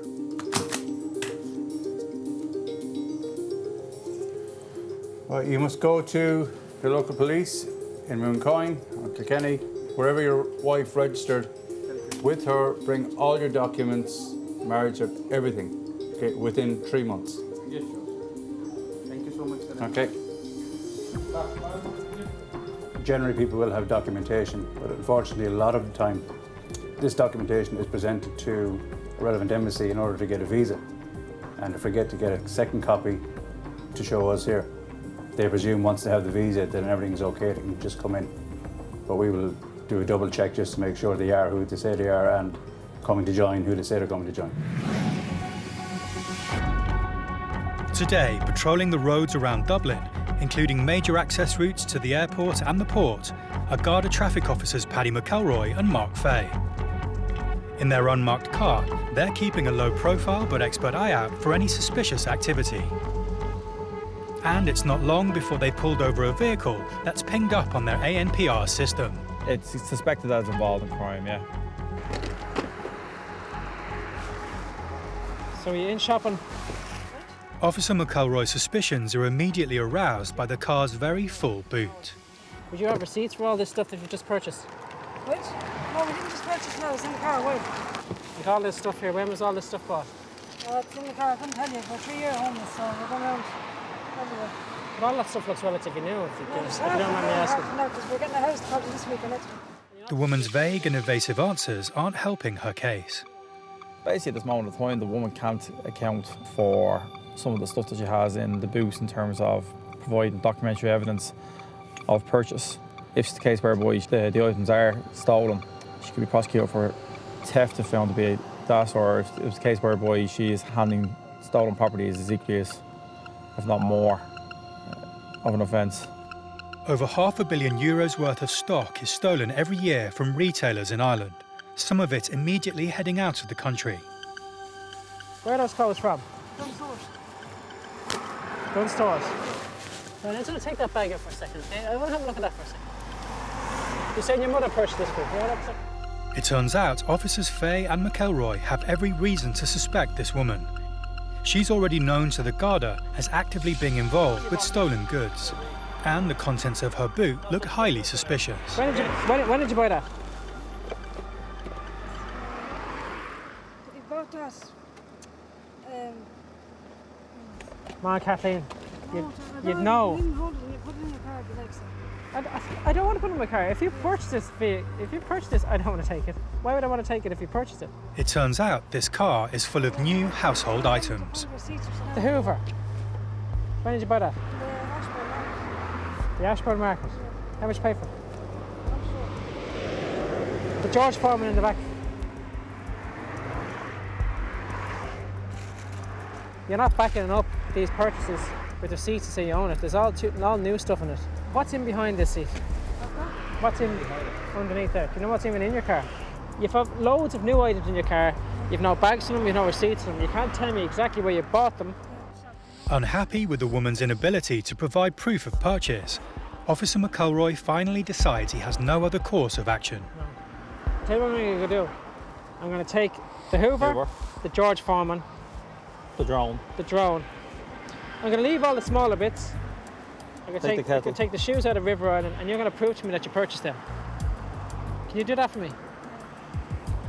And if you prove that you purchased all them, I'll give them back to you straight away. If the woman can't prove she purchased the items seized, she's looking at a date in court and possible jail time as a repeat offender. Particularly if Officer McElroy turns up evidence the items are stolen. All right? For now, the woman is allowed on her way, but with a significantly lighter car. There's all barcodes on them, there's all tags on them. So we'll approach the relevant stores and ask them, see can they give us any information and shed any light on this investigation. Back at Dublin Airport, Detective Garda Ray Flannery is processing passengers at the non-EU desk. How are you? Hi, girl. Thank you. He needs to see a passport and potentially a visa and paperwork before he lets any passenger into the country. The maximum we allow any non-EU national to stay here is 90 days. If they have a reason to extend past that, and a valid reason, they will then go to the local immigration officer and look for permission to extend past 90 days. Now, why are you here? I live here. Are you living here? Yeah. Do you have a GNIB card? Yeah. The GNIB card, which was recently replaced by the Irish resident permit, allows non-EU citizens to stay and work in Ireland beyond 90 days. What do you do here? Are you working here? Yeah, I'm working. Where? DPD. Delivery.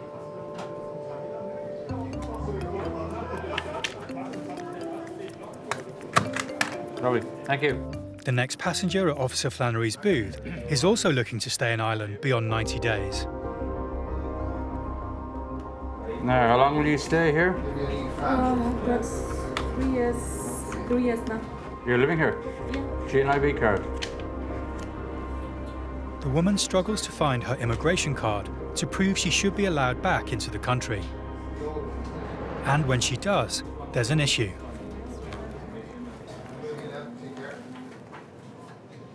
It's expired. Yeah, it was expired when I was still there.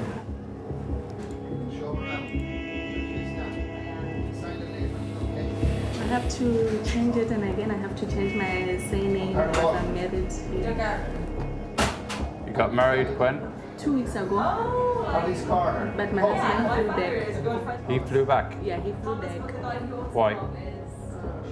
Is he not living here? Last week. Is he not living here? He is. He is actually that side. He's waiting for us. Oh, he flew back here? Yeah, he flew back here. Because I had some things to sort out before I leave. Her conditions had expired. She had left here before re-registering, but while she was away back in her home country, she had remarried.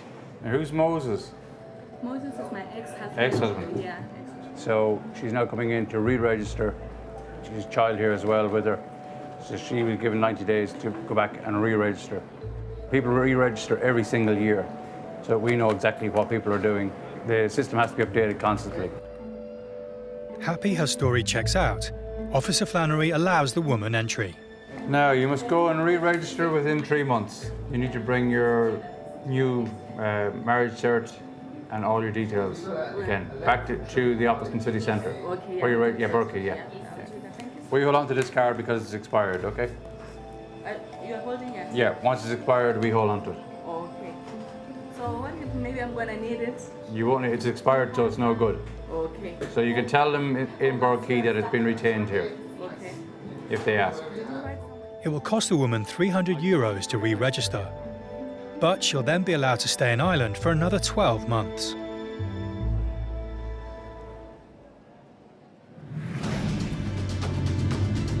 Back on patrol around Dublin Airport with officers McElroy and Fay.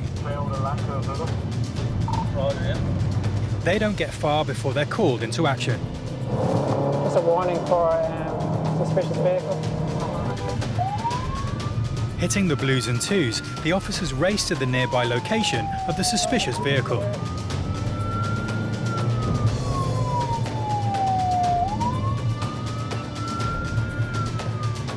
It's not long before they spot the car and pull it over.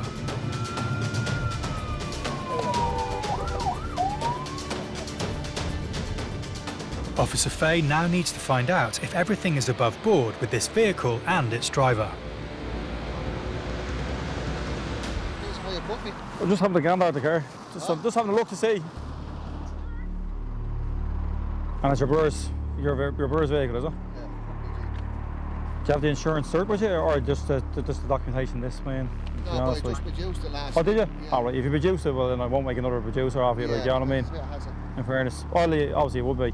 Yeah. This is your current address, is it? Yeah. So, all right, nice. Although the man doesn't have the car's insurance certificate on him, he claims to have recently shown police the original copy. Right, control, we just see if there's any recent DLIPs there, please. Having confirmed the man is telling the truth, Officer Fay returns to the car. Yeah, you produced there on the 4th of July, you did. And nice, yeah. You don't have anything in the car, you shouldn't have in the car, do you? Yeah. I'm asking if you mind me searching? No, I've been at home. My father's in fucking hospital. Your father's in hospital. Yeah. Look, I do appreciate what's called the fact. It may be suspicious, but because the driver's documents are all in order and he's given no indication of committing a crime, he's entitled to refuse Officer Fay's request. If you're in difficulty wherever else, that's fair enough. I says I fully appreciate it. I says I'll mark it down on the system that that it's flagging up for whatever reason, all right? The officers allow the vehicle to go, but next time this driver might not be so lucky.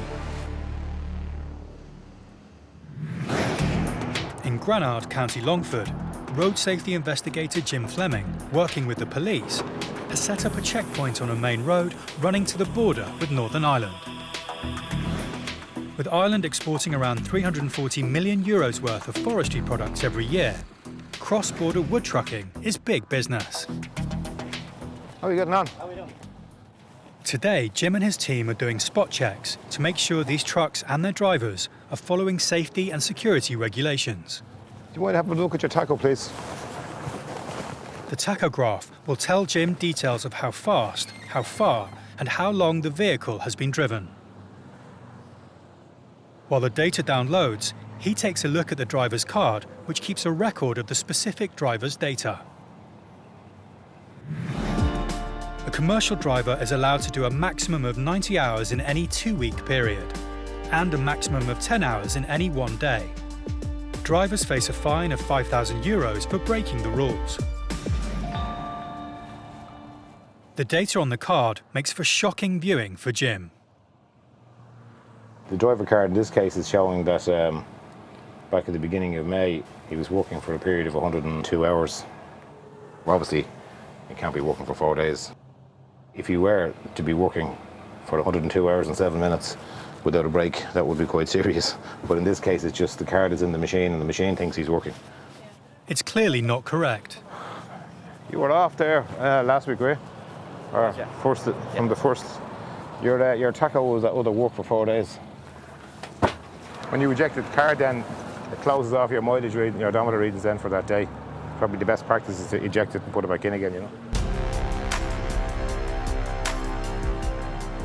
Having advised the trucker about his driver's card, Jim checks the taco data. It's also flagged an infringement. The maximum daily driving time is 10 hours. On a day here where you can drive for 10 hours and 2 minutes. The regulations are the regulations, so if somebody's driving for 10 hours and 2, it'll flag it up as a minor infringement. Jim considers the nature of the offence and, given how minor it is, uses his discretion. Thank you. On this occasion, there's a verbal reprimand before the driver is allowed to be on his way.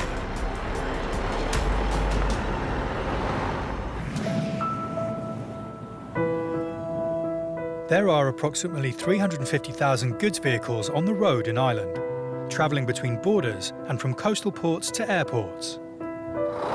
Yeah, that's fine. Road Safety Authority Vehicle Inspector Tommy Wright is conducting roadside checks on HGVs, using the roads leading north to the border. The Road Safety Authority have developed a simple vehicle walk-around checklist to assist drivers in carrying out inspections of their own vehicles. After being pulled over for an on-the-spot inspection, this trucker is about to get the full RSA treatment. Have you been stopped at a checkpoint before? Not lately. Okay, we'll do lights, front and back, tractor unit and trailer, and I'll have a walk round. The check is now a legal requirement before taking the vehicle on the road, and it's going to be very easy for the inspector to see if it's been completed or not. Okay, give the steering wheel a good shake for me, yeah? Press down the foot brake. The other way. Approximately 10% of all collisions are caused by vehicle defects. So it's important for the safety of everyone using Ireland's roads that the vehicles are maintained properly and that the drivers themselves know what issues to look out for.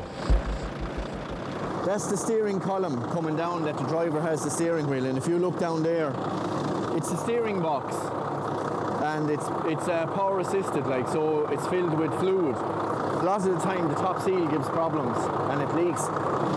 See the oil? Do you know your steering box is leaking fairly bad? You have to toppen it up. Do you know it's leaking? Have you reported it? Yes, I have reported that. Well, have you it written down then? He also needs to check the cab, from collecting tachograph data to sounding the horn. Horn? Is the horn working, Tommy, is it? When was it working? It was working yesterday. You checked it today, like? I didn't check it today, no. Are you wearing that seatbelt? Yes, sir. I had that. It's not pushing back in that well, like. Why have you it like that then? I just had I like some loose. But sure, it's no good, like. If you're involved in an accident, like, that's no good to you, like. The check is not going well for this driver, and it gets worse. You have a brake pad indicator light on there, like. Yeah. How long is it like that? That's only just like that. The brakes are good on it. But That's why you need to have the book. When you see something like with the horn not working or something wrong with the seatbelt or you have a fault like that, you need to record it and you need to report it to your boss and see what's happening then. All right, I'll keep looking around.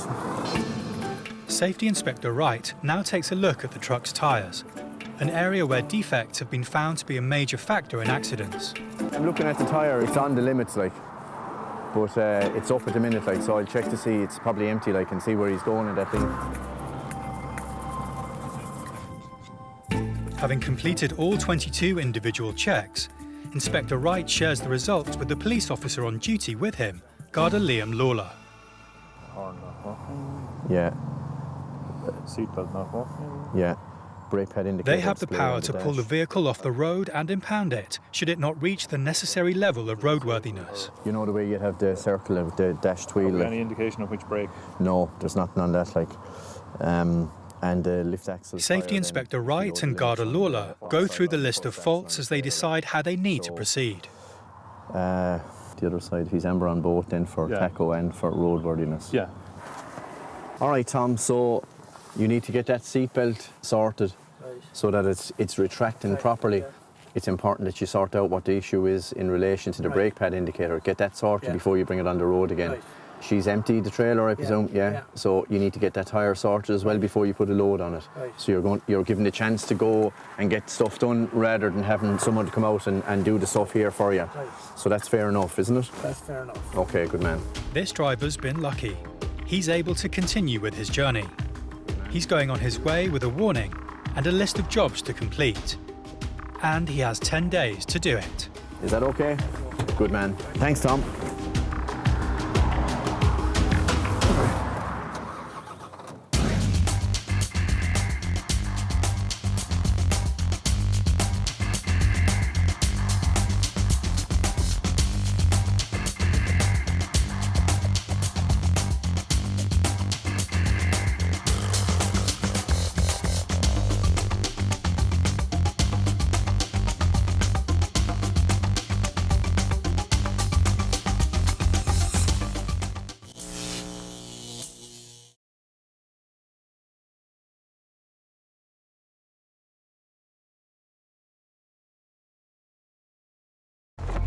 In the world today, protecting a country's borders is vital. It is seen as a gateway to the UK. These are the men and women in uniform responsible for safeguarding Ireland's borders. Stopping. Look at me, behind the yellow line. Searching. Have you been stopped at a checkpoint before? We just listened to me. And seizing drugs, arms and illegal goods. If anyone tries to harm me, that dog will tear them to shreds. Saving lives. I'd say about 200 kilometres per hour. And protecting Ireland's inhabitants and millions of visiting tourists. You could have been here 100 times. It doesn't mean that you're guaranteed to get in the 101st time. They police the ports. But you have to make sure there's definitely nobody underneath the vehicle. The airports. Why did you tell me you weren't working? And the roads. These are very badly damaged straps. If you can't drive the truck, shouldn't be on the road. These are the border interceptors. Coming up, a Mexican passenger needs to convince immigration on her intentions. Do you have the name of the hotel? Trucks with tyre troubles are heading for the border. If he was to get a blowout going along the road, he could lose his load. And a van full of weapons is stopped at Dublin Port. The ones I've ever seen have only been plastic. I've never seen come across these real ones, you know.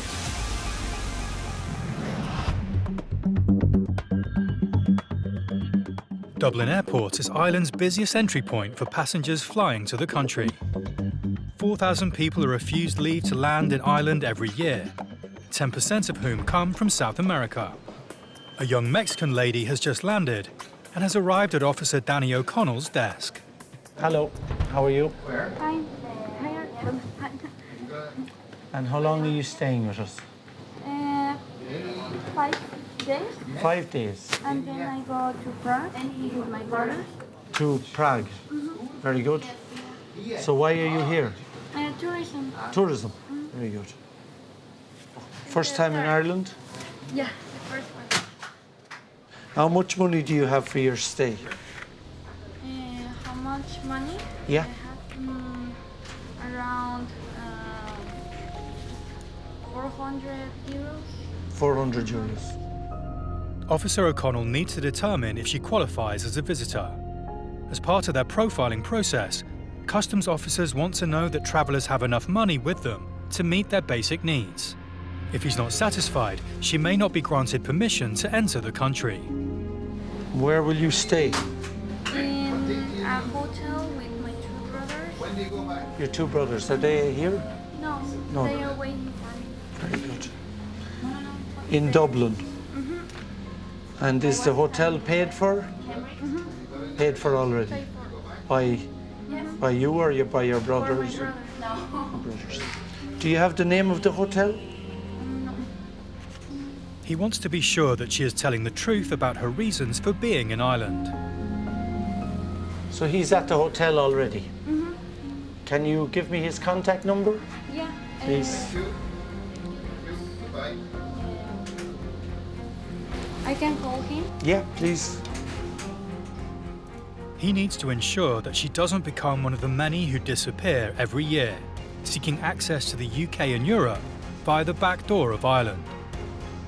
But it seems she can't get through to her brother.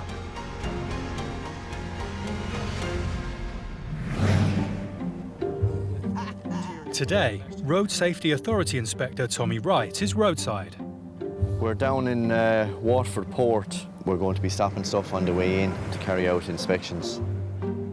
He's manning a checkpoint on the only road in and out of Waterford Port, the cargo gateway to Ireland's southeast. Every truck using the port will have to pass his way. At the port, you're guaranteed more traffic coming in here, because they all have a purpose. How are you doing? Poor boy, there's some heat out there. I'll be like a turkey by the time I'm finished. Finding a defect could lead to a truck being pulled off the road and the driver unable to continue with their journey. You can understand people getting wound up about being stopped. They have to be in wherever it is, But if we don't do our job properly, well then something could happen down the road, The RSA's target is for Ireland to have one of the lowest casualty rates in Europe. And it's through continued roadside checks like this that they will reach their goal. Thank you. Have a good day. Bye-bye. With this first vehicle on its way, the next truck is waiting for its inspection.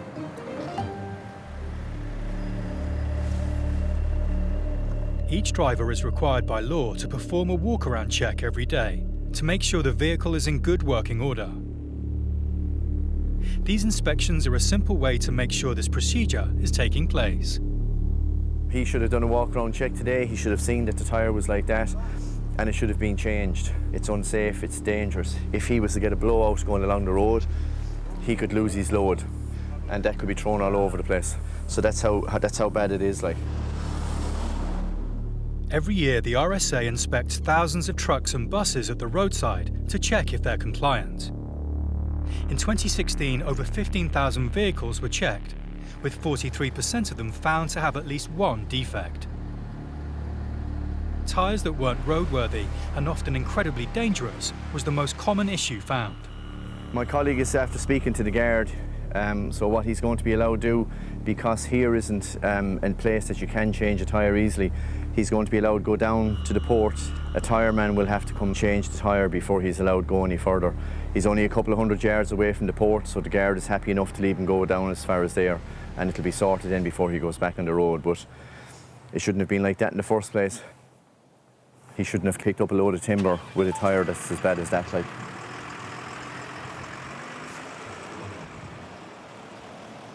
The next truck along is carrying the same load to the port. But will it be in a more roadworthy state? Did you do a walk-around check today? Yeah. Okay, and have you means of recording your defects if you find any? I don't know. Why is that? I don't know. How do you mean you don't know? I don't have a book. You know you're required by law to carry out a walk-around check. Yeah. When you find something wrong, you need to record it on it. Yeah? Right. Okay, what I'm going to do is I'm going to have a look around, okay? It doesn't matter what kind of a panic or rush that the driver is in, we still have our job to do as the guards have. We have to enforce the regulations to make sure that all the vehicles are in a roadworthy condition. We have to make sure that things are okay before they're allowed to proceed, so. Tyre is below the legal limit. It's bald in 3/4 of it, there's no excuse for a fella that's driving the same rig every day of the week. He should know the condition of his tyres. All he has to do is bend down and have a look, and he'll know. He's required by law to do it every day. So when he sees that they're getting as bad as they are, he should have dealt with it before now. It shouldn't have to be the case that I have to deal with it on the road. He's after coming from up the middle of the country, all the ways down here to the southeast, with a full load of timber on board, so With the day that's in it, the heat that's there, the tyre could blow. The driver needs to take immediate action. Did you not see those tyres yourself? I think they were Under the limit. Yeah. How often does it go in for? It goes in every weekend, so it isn't today or yesterday that they're like that, like, you know. The onus was on him to make sure his vehicle was roadworthy. He obviously didn't do that, so he'll have to replace the tyres down there, the same as the last person. Make contact with us. We will then come down and check to make sure that they have been changed. Okay, so I expect to hear from you so in the next hour-ish, all right? Good man, thanks very much. Well, you can understand it for the price of tyres, like, they're a couple of €100 a pop, like, you know, so you can understand it to a certain extent, getting the most out of them. But you can get the most out of them and you can still be legal. Do you know what I mean? The cost of a tyre is a small price to pay for better safety on the roads. This driver has got an hour to sort it, and the clock is ticking. Back in Dublin Airport. Hello, how are you? This passenger from Mexico claims to be meeting her brother. Officer O'Connell needs to verify her story. He's asked her where she's staying, but she says she doesn't know. I can call him? Yeah, please.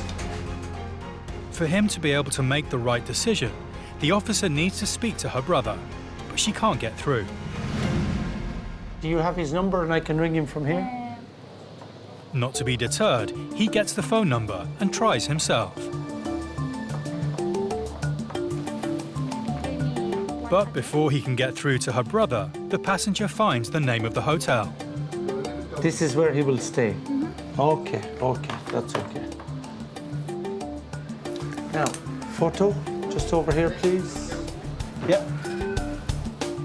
Satisfied with the information she gives, he takes her photo for the immigration database. Yeah, that's fine, thank you. Now, your documents and your passport. Thank you very much. Bye-bye. Before allowing her entry to Ireland. Next.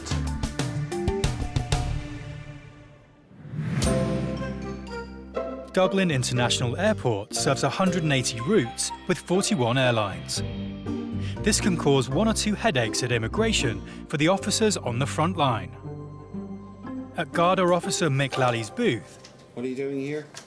There are problems with a young man who doesn't speak English. Does he speak English? Thank you. Do you speak English? Yeah, I do. Exactly. Okay. And you send the guy up first who speaks no English? Sorry? You send up the guy who speaks no English? You're travelling together? Yeah, yes. What are you doing here? Yeah.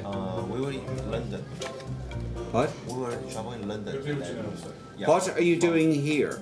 Just vacation, just travel. Can I see your tickets to leave, please? And at Detective Garda Ray Flannery's booth, a Portuguese couple have just approached with their passports. Why are you here?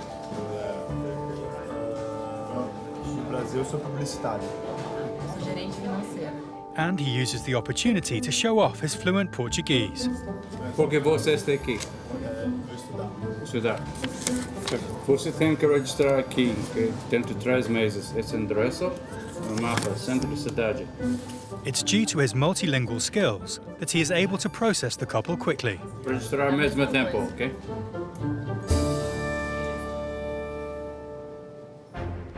In his booth, Officer Lally is becoming increasingly frustrated. It's an e-ticket.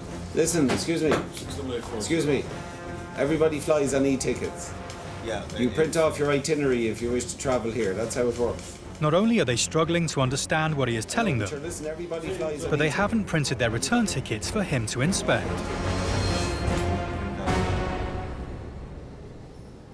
You're going to where after here? We go back to London. Go back to London, and then where do you go? Back to Sure, Taiwan. where did you fly from? What? Back to Taiwan. How long are you staying in Ireland? Are you living in Taiwan? Taiwan and Canada. Both countries. You live in both? Yes. Despite the language barrier and difficulties with their return ticket, Officer Lally is satisfied that they are in the country for the right reasons.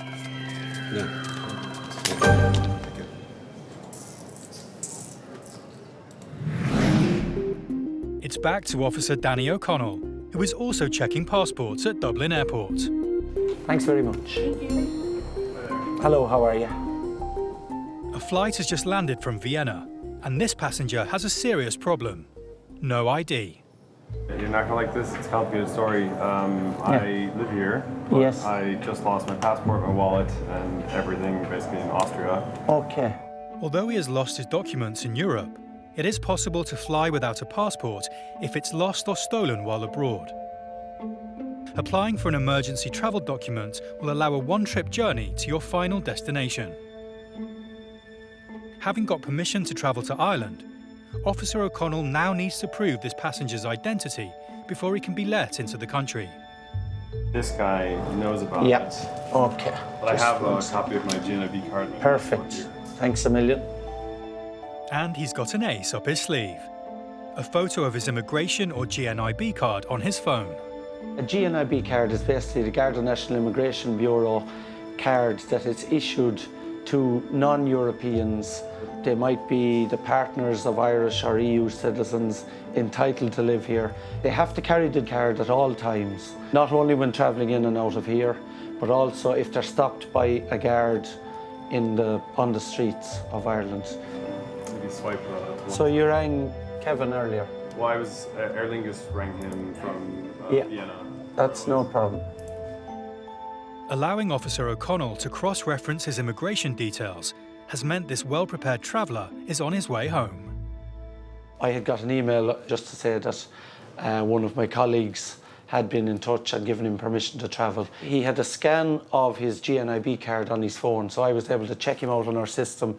This is him here, and he is legal here. He's married to an Irish national. Her details are here, his details are here, his photograph is here. So I was satisfied that his story was true. No harm at all to have your passport on, especially the phones nowadays, the smartphones and that, have your passport on it. If you need a visa, if you're coming in, have a copy of that, your GNIB, it's no harm. In December 2017, the GNIB card was phased out and replaced by the Irish Residence Permit, which carries exactly the same legal status. Dublin Port is a gateway to the Republic of Ireland. It's a well-trodden route by haulage vehicles and tourists alike. Security measures are in place to keep everyone safe. Morning on, just coming in to do our usual. Officers Vinnie Marr and Derek McGawley are searching for prohibited items. Morning. Port security. We just do random searches, but I can see your boarding card on some photo ID, please.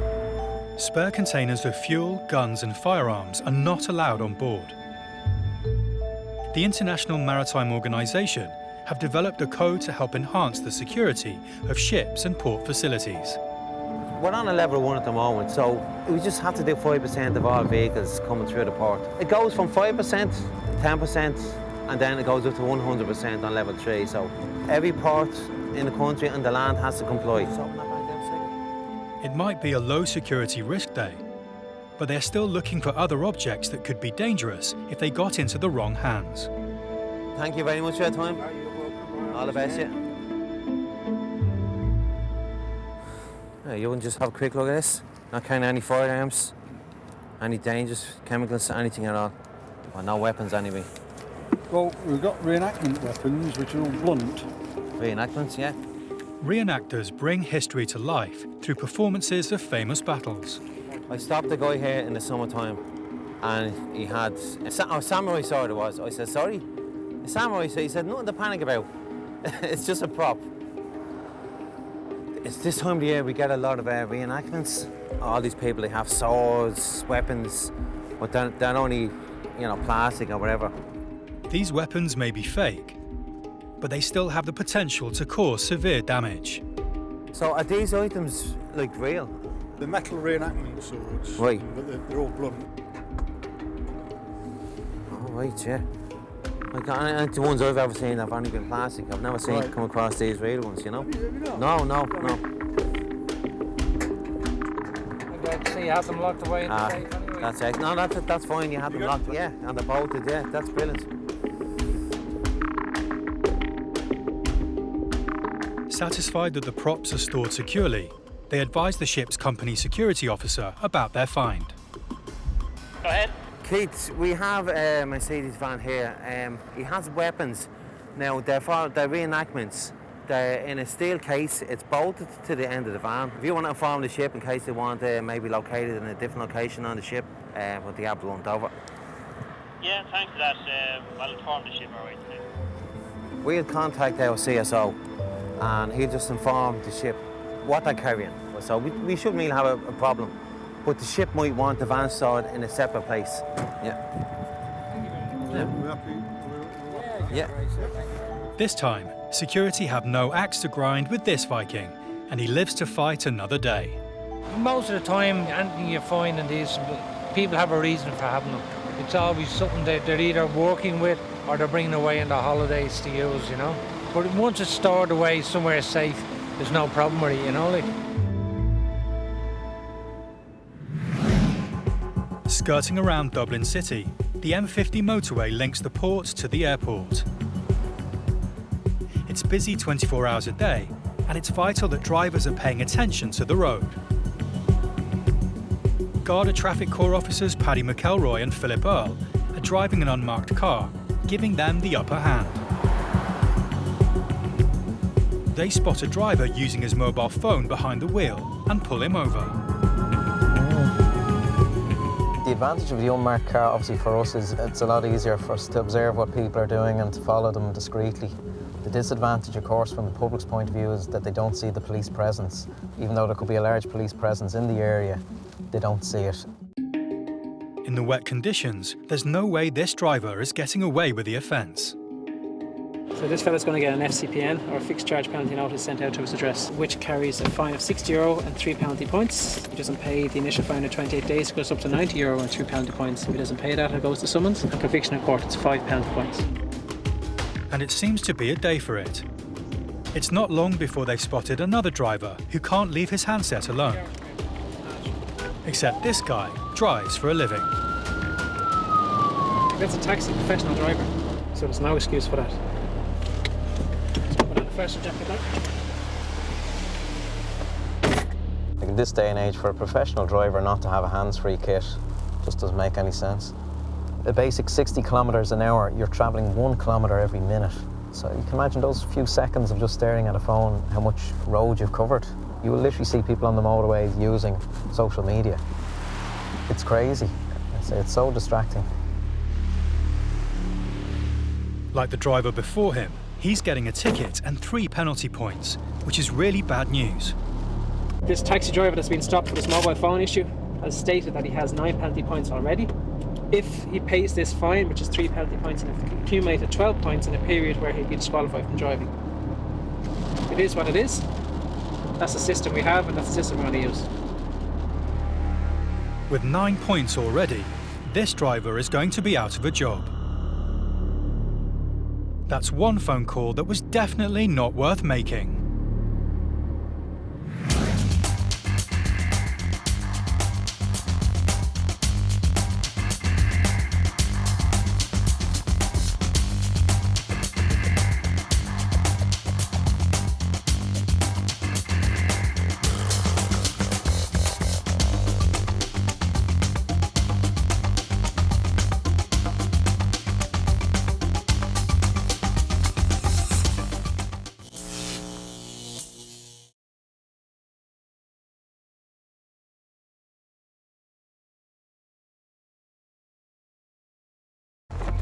In the world today, protecting a country's borders is vital.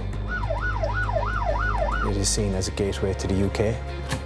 These are the men and women in uniform responsible for safeguarding Ireland's borders. Stopping. Look at me, behind the yellow line. Searching. Have you been stopped at a checkpoint before? You just listen to me.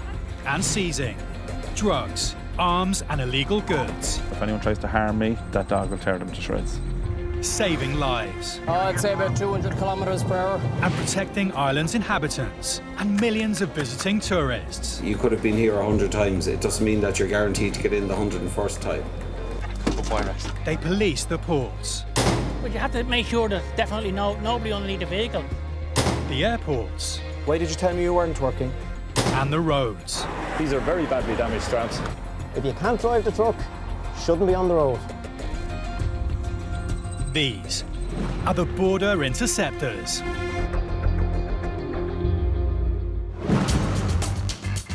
Coming up, border forces keep a watchful eye as families travel through the airport. Who are you travelling with, Michael? Is that your dad, is it? Dublin Port security have their hands full across the site. How are you? Well, what you doing? It's illegal what you're doing. And driving on his mobile phone is only the start of this driver's bad day. On the motorway with a phone up your face, that's not exactly safe. Not good driving. As Europe's most westerly airport, Shannon handles an increasing number of transatlantic flights. With increased arrivals from outside Europe, comes increased scrutiny of passengers by officers on passport and immigration.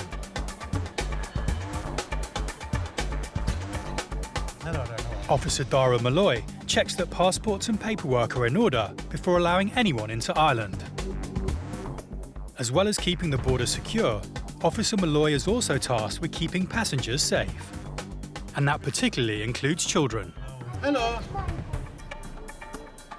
It's estimated that 1.2 million children around the world are illegally trafficked every year.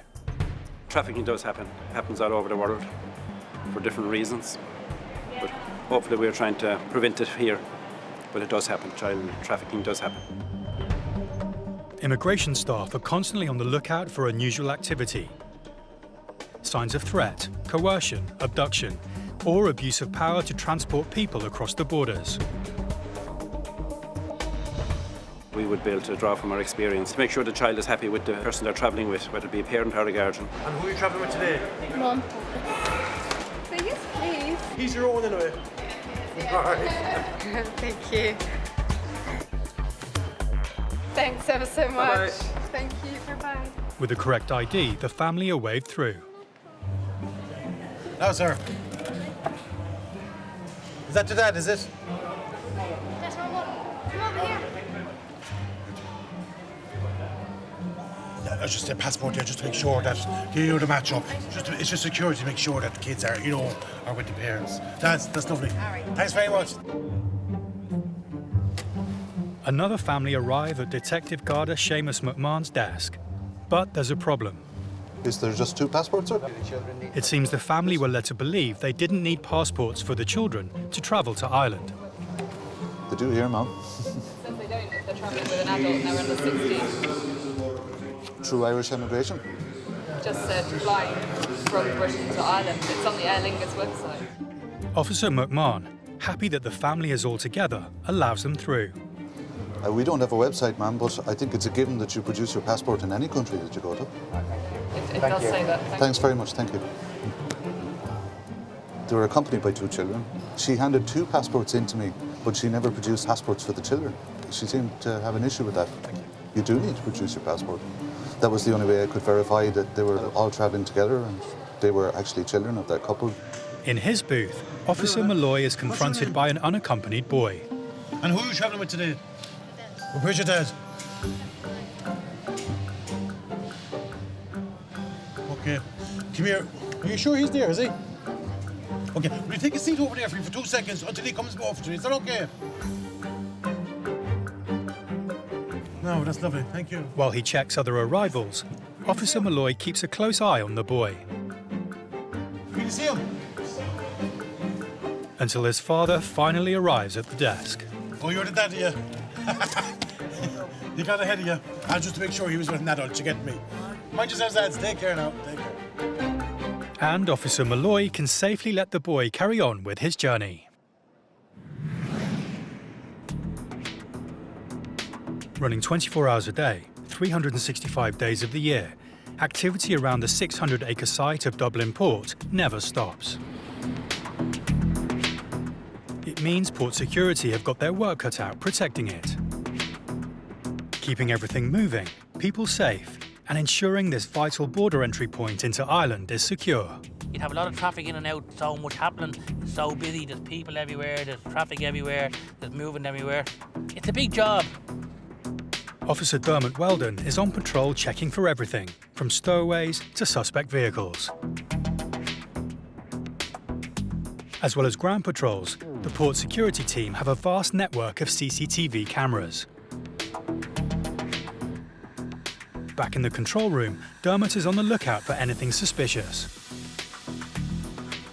Left-hand side there, camera 35. The officers have to be ready to deal with any incident, night or day. A truck parked up overnight in the port has caught fire. Following emergency incident protocols, the team raise the alarm and secure the area. It allows the fire service to quickly get the blaze under control, limiting its spread and potentially saving lives, and avoiding thousands of pounds worth of damage. The size of Dublin Port also makes it a tempting location for criminals intent on illegal activity, with opportunists looking for any advantage. But their appearance on the port's CCTV means they won't be getting away with it. Used in conjunction with the security teams on the ground, the CCTV puts the criminals on the back foot. From illegal immigrants trying to break into the country, tracking stolen or wanted vehicles, or simply in hot pursuit. Hello, Port Operations, how may I help you? Back in the control room, Security Officer Weldon has spotted something suspicious. He's concerned about an illegally parked lorry. On the ground, Security Officer Paddy Rooney is sent to investigate. Control to Alpha 3.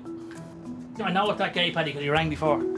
A stationary truck on site could be entirely innocent, but it could also be a sign that something is wrong. I'm just going to wake this fella up, okay? So I'll be down here, put the camera on, okay? This driver is about to get a wake-up call, port security style.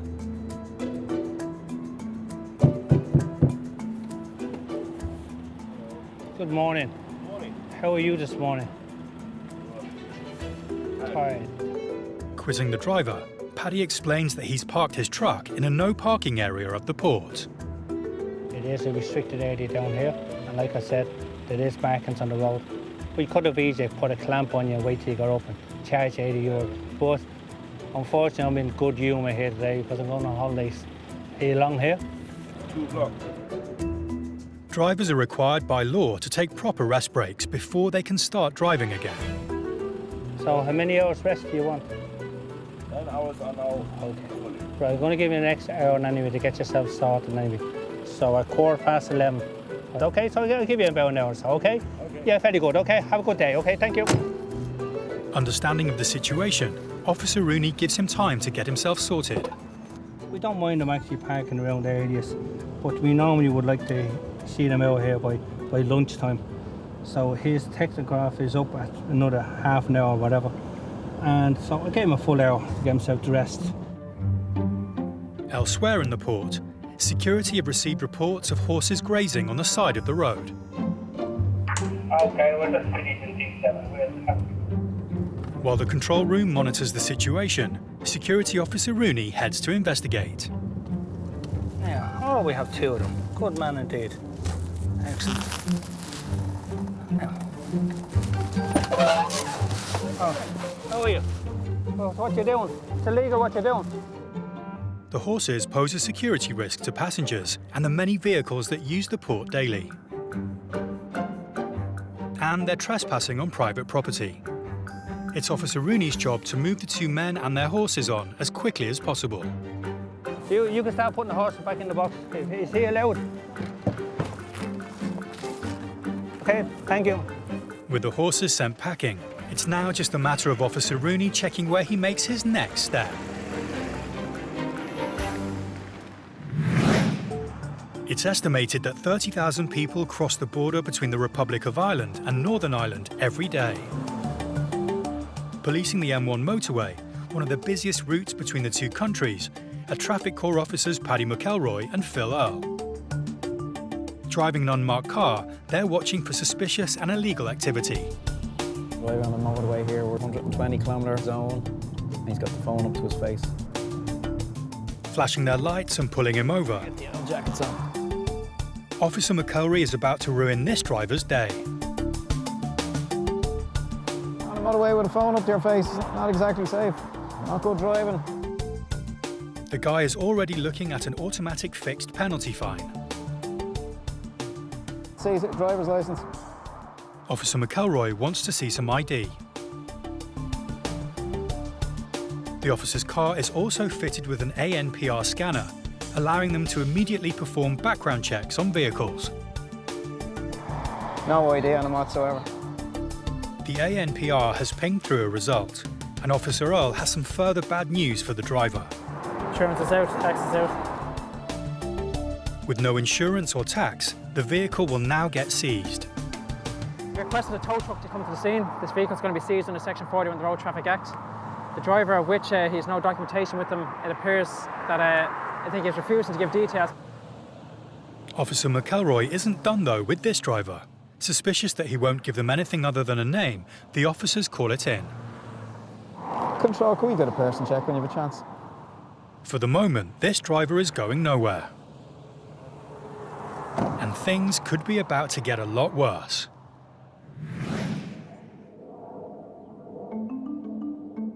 More than 20,000 foreign students travel to Ireland to study every year, many of them arriving at the country's largest airport in Dublin.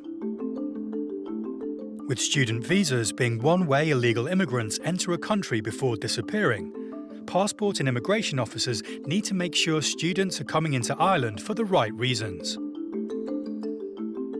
In order to prove they're in Ireland to study, students are required to have a letter of invitation from the college or university they're going to be studying at.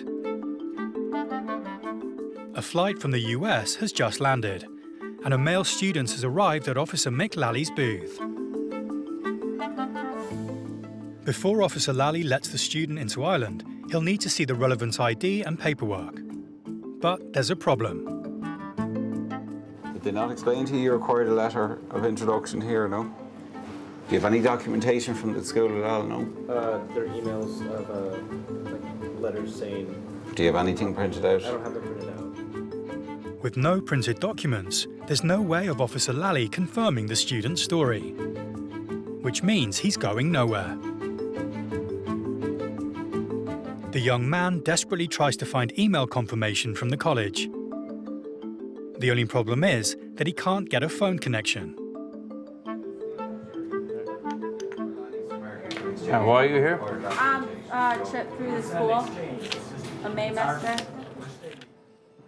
In another booth, Officer Ray Flannery is also having issues with a newly arrived student. Do you have a letter from the college? I do not. You should have. So I have no proof as to why you're here. A lack of the correct paperwork means this student is also going nowhere. Could I get a professor? Yeah.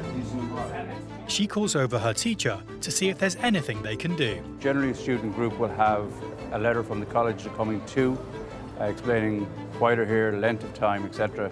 Of course, they're going to study, and they'll have a list of the students. Do you have any documents from the school that you're coming to study? Student with no documentation. I have no proof. They could be here for any reason. It's organised through Franklin Pierce and UCD. Right. Talk to somebody in UCD. You should have a letter from UCD saying that you're coming here to study for a period of and the amount of students. Back at Officer Lally's booth, and mobile phone connection, or lack of it, is still causing a hold-up. And what course are you doing here? What's that? What will you be studying? I'm studying physics. You're not used to Wi-Fi, no? It's in 3G, so you're not on the Wi-Fi at all. And you're a physics student. Yeah. Open up which letter I need there. Eventually, the man finds the email and shows it to Officer Lally. And the last sentence is, you are recommended to retain a copy of this letter with you. Excellent. For immigration purposes. Having given the student a mile ticking off, and a reminder to next time read the travel details, Officer Lally stamps the student's passport and lets him through. He's a physics student, you don't think he would be up to date with technology, but you could clearly see it on the top of the phone. He hadn't got the Wi-Fi insignia on it, so yeah, we got it sorted in the end anyway, between the two of us. At Officer Flannery's booth, having explained how things are supposed to work, the officer uses his discretion and allows the student to enter Ireland. You part of the study group?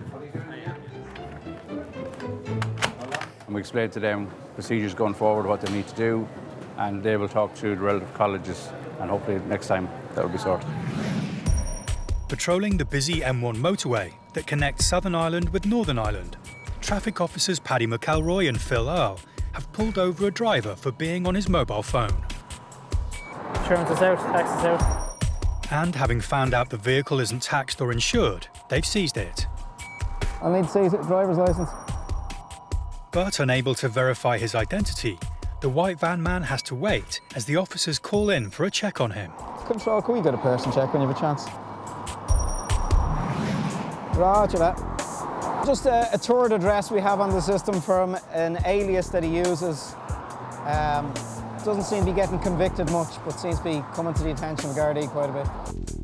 With the name appearing to be an alias and the man suspected of possible criminal activity, it looks like he's going nowhere. I think I'll bring him back to verify who he is. The simple act of using his mobile phone while driving has just landed this driver in bigger trouble. Being arrested under Section 107 of the Road Traffic Act. What that means is I'm not happy with your identification or where you're living. So we're going to bring you back to a local Garda station and we're going to verify who you are and that there's no outstanding issues or warrants.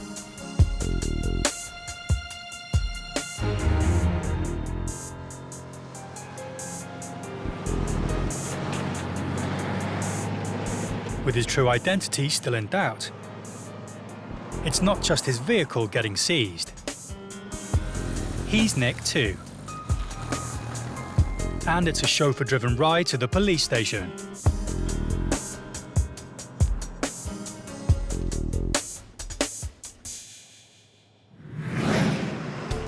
Further north on the M1 motorway, just south of the border with Northern Ireland in County Louth, a checkpoint has been set up for the Road Safety Association.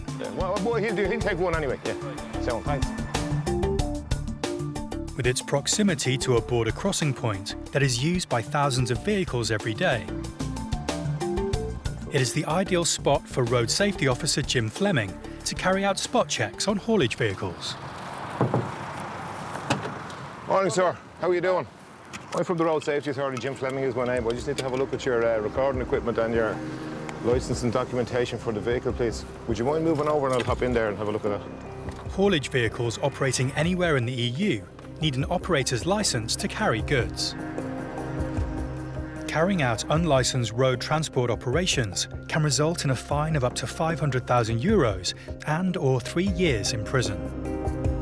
You have your driving licence and a CPC, and you've got the licence for the truck or the operator's licence. Yeah, operator's licence, no. And do you have a copy there, you know, the community authorisation? It's an A4 page to be engaged in the carriage of goods in the European Union. Jim has pulled over a truck that is registered in Northern Ireland. To transport goods across the border, the operator needs a permit, and this driver doesn't have one. I'll tell you what I'll do. I'll just take a few details from you, and it's a matter for the company. It's an obligation on the company to give to you. So, okay.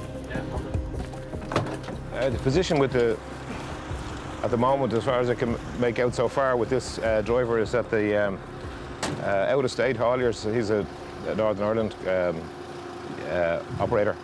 To engage in the carriage of goods within the European Union, outside his own jurisdiction, they need to carry what's called a community authorisation. It's essentially a licence for international carriage, and he doesn't have that.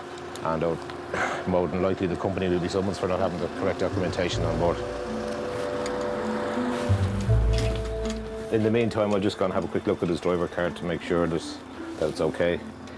Tells me he hasn't been driving in quite a while, so from a driver's hours perspective, he's fine. It's just to do with the operator licensing question is the only problem we have here. Jim reads the driver his rights. You just have to caution you that you're not obliged to anything unless you wish to do so, but whatever you do say, maybe take it down and write and give it an evidence. You understand that, yeah?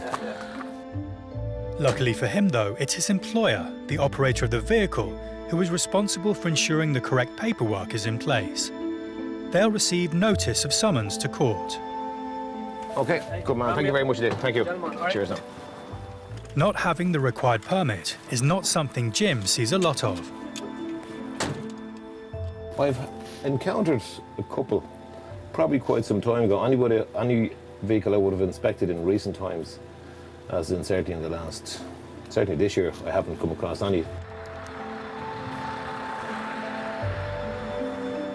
As the truck pulls away, the police stop another vehicle for Jim to check over. Mind if I have a look at your taco, please? And do you have a copy of the community authorisation for the carriage of goods? Not Amazingly, this vehicle is in exactly the same situation, without the required permit in the truck. Again, Jim reads the driver his rights. You're not obliged to anything unless you wish to do so. Whatever you do, say, maybe take it in and give an evidence. And another truck operator will be receiving a court summons for the infringement. But that's 2 in a row today, so just a bad day, maybe.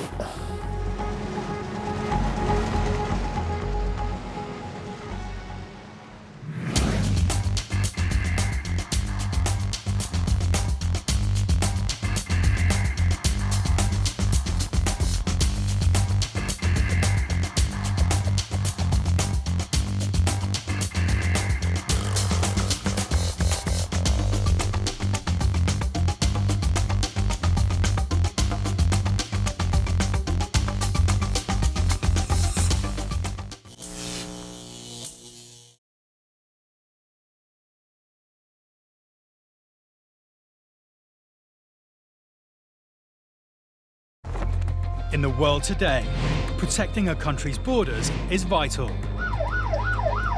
It is seen as a gateway to the UK. These are the men and women in uniform responsible for safeguarding Ireland's borders. Stopping. Look at me, behind the yellow line. Searching. Have you been stopped at a checkpoint before? You just listen to me, And seizing drugs, arms and illegal goods. If anyone tries to harm me, that dog will tear them to shreds. Saving lives. I'd say about 200 kilometres per hour. And protecting Ireland's inhabitants and millions of visiting tourists. You could have been here 100 times. It doesn't mean that you're guaranteed to get in the 101st time. They police the ports. But you have to make sure there's definitely nobody underneath the vehicle. The airports. Why did you tell me you weren't working? And the roads. These are very badly damaged straps. If you can't drive the truck, shouldn't be on the road. These are the Border Interceptors.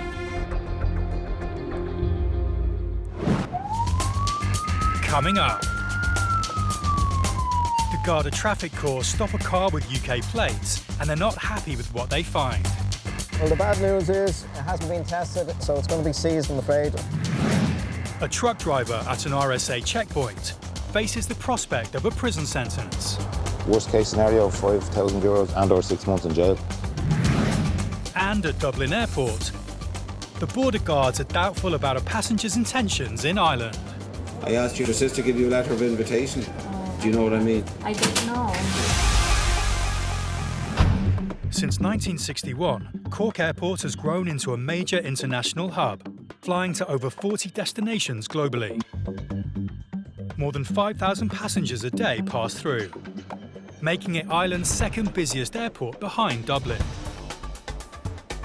Every one of those 5,000 is checked by Ireland's Garda National Immigration Bureau. Today, Officer James Ahern is manning the desk. It's estimated that over 600,000 illegal immigrants are living in the EU. Many arrived on student visas and then just disappeared. What's the reason for your visit to Ireland? This father and son are travelling over from a non-EU country. How many weeks? The son is studying in Ireland for the summer. Officer Ahern wants to check out their story. Do you have a letter from the school or some kind of... It is in my bag. He claims the letter is in his bag. And his bag is beyond the passport gate. Okay, what we'll do is I'll keep the passport. I'm going to ask you to go and get that letter from the school so I can look at it, okay? Should I pass through? Yeah, you can pass through. I'll keep your passport, all right? While the father and son go in search of their luggage, Officer Ahern has another tricky situation to deal with. How you doing? I've left my passport is in my hand luggage and they put it on the hold. Arriving for a golfing holiday, this British traveller admits to not having his passport on him. The lady said someone would take me down to my bag. Do you have any more ID on you? I've only got, no, I haven't. I've got a photo of it, hasn't got my face on it, because I sent it, it's for the details. Got nothing else on me. I need my boarding pass, that's it. Right. As member states of the EU, free travel is allowed between the UK and Ireland. Passports are not required, but UK citizens do need to present some form of valid photo ID. Well, because this is an international airport and you've come to immigration without a travel document, right. I'm going to have to get you to sit down over there, and I'll get someone to get your bag, bring it down to you. Okay. All right, just take a seat over there, and one of the brown seats over there. How you doing? The father and son were allowed landside only because they had passports. But this guy has nothing. For now, he's staying airside on international soil. The father's found his bags, and he returns letter in hand to Officer Ahern to prove why they're in the country. Is he leaving on the 19th of August? Yes. We have his Not the 20th, the 19th. Yeah, I have his ticket. Would you like to see it? Okay, no, if you're telling me it's the 19th, I'm happy enough with that. It all checks out, and their passports are returned. Thank you. They're now officially allowed into the country. But the golfer is in trouble. He needs to find some ID. And with a queue of passengers at Officer Ahern's desk, he's going nowhere fast. Every month, nearly 2 million cars cross the 500-kilometre border between Northern Ireland and the Republic. Many of them stay without being re-registered, and this is illegal. Officers Paddy McElroy and Philip Earle of the Garda Traffic Corps have found a suspect car. Its UK plates have rung alarm bells, so they've moved to investigate. If that isn't taxed, insured and so on in the UK, the vehicle can be seized. Morning, sir, how are we? Sorry to disturb you. Just checking that you're on foreign registered vehicle there. The driver doesn't own the car. It belongs to his son-in-law, who has recently moved from Scotland to Ireland. Basically what he's saying is it's his son-in-law's car. He's moved over recently from the UK and he made arrangements to put it onto Irish registration plates back in March. 4 months on it is a bit much. Okay, I take it it's totally road legal in the UK, then it'd be MOT'd and taxed and insured and so on. Okay, just be a moment, so we run a quick check. The driver thinks he can pull the wool over their eyes in his UK car, but he clearly doesn't know about cross-border cooperation. And it's not long before the Garda get what they need. Now, sir, that's not adding up, I'm afraid. A quick check online is telling us that it hasn't been taxed in over 2 years and it hasn't been tested in over 2 years either. So it's not road legal in the UK. Now, sir, just be a moment, we'll make a few checks. And when they decide to investigate the driver, the plot thickens. Control, would you have to give us a person to your Connaught Road, please? Roger, go ahead. So he's going to come back with any incidents that he's been associated with, if any. That was Section 41 back in 2010. Section 41, he said a car previously taken off him. I think we've bad news from him. Yeah, I think so. He's got previous, and their minds are made up. They're taking him off the road. Now, sir, sorry for the delay. Now, I checked you'd previously had a car taken off you in 2010, I see. Well, the bad news is I'm not happy that it's road legal in Ireland. I say it hasn't been tested in over 2 years in the UK. It definitely hasn't been tested in Ireland, so it's going to be seized, I'm afraid, under provisions of Section 41 of the Road Traffic Act. What I have to do is make a lawful demand for you to produce all your documents within 10 days. So that's your certificate of exemption or insurance and a certificate of roadworthiness, the MOT or NCT for it. If he fails to do that, he'll end up in court and being prosecuted. It is a penalty point matter, obviously, driving a car that's untested. And if he doesn't have insurance, he's facing a ban. The next place this driver is heading for is the courtroom. Back at Cork Airport, and border guard James Ahern has been approached by a passenger. My passport is in my hand luggage and they put it on the hold. The lady said someone would take me down to my bag and then I can show it to you down there. Do you have any more ID on you?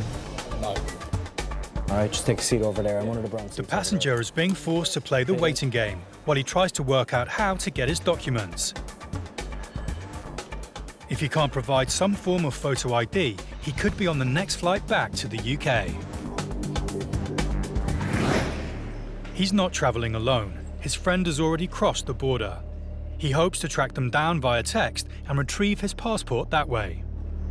This is an international airport. You can't come through immigration without your passport or travel document. The airline and its handling agents are under obligation to remind all passengers if they take their bags off to remove their travel documents from their bags. So this creates a big problem for us and for the passengers. The text got through. Yeah, you can pass through. And his friend finally appears with his bag.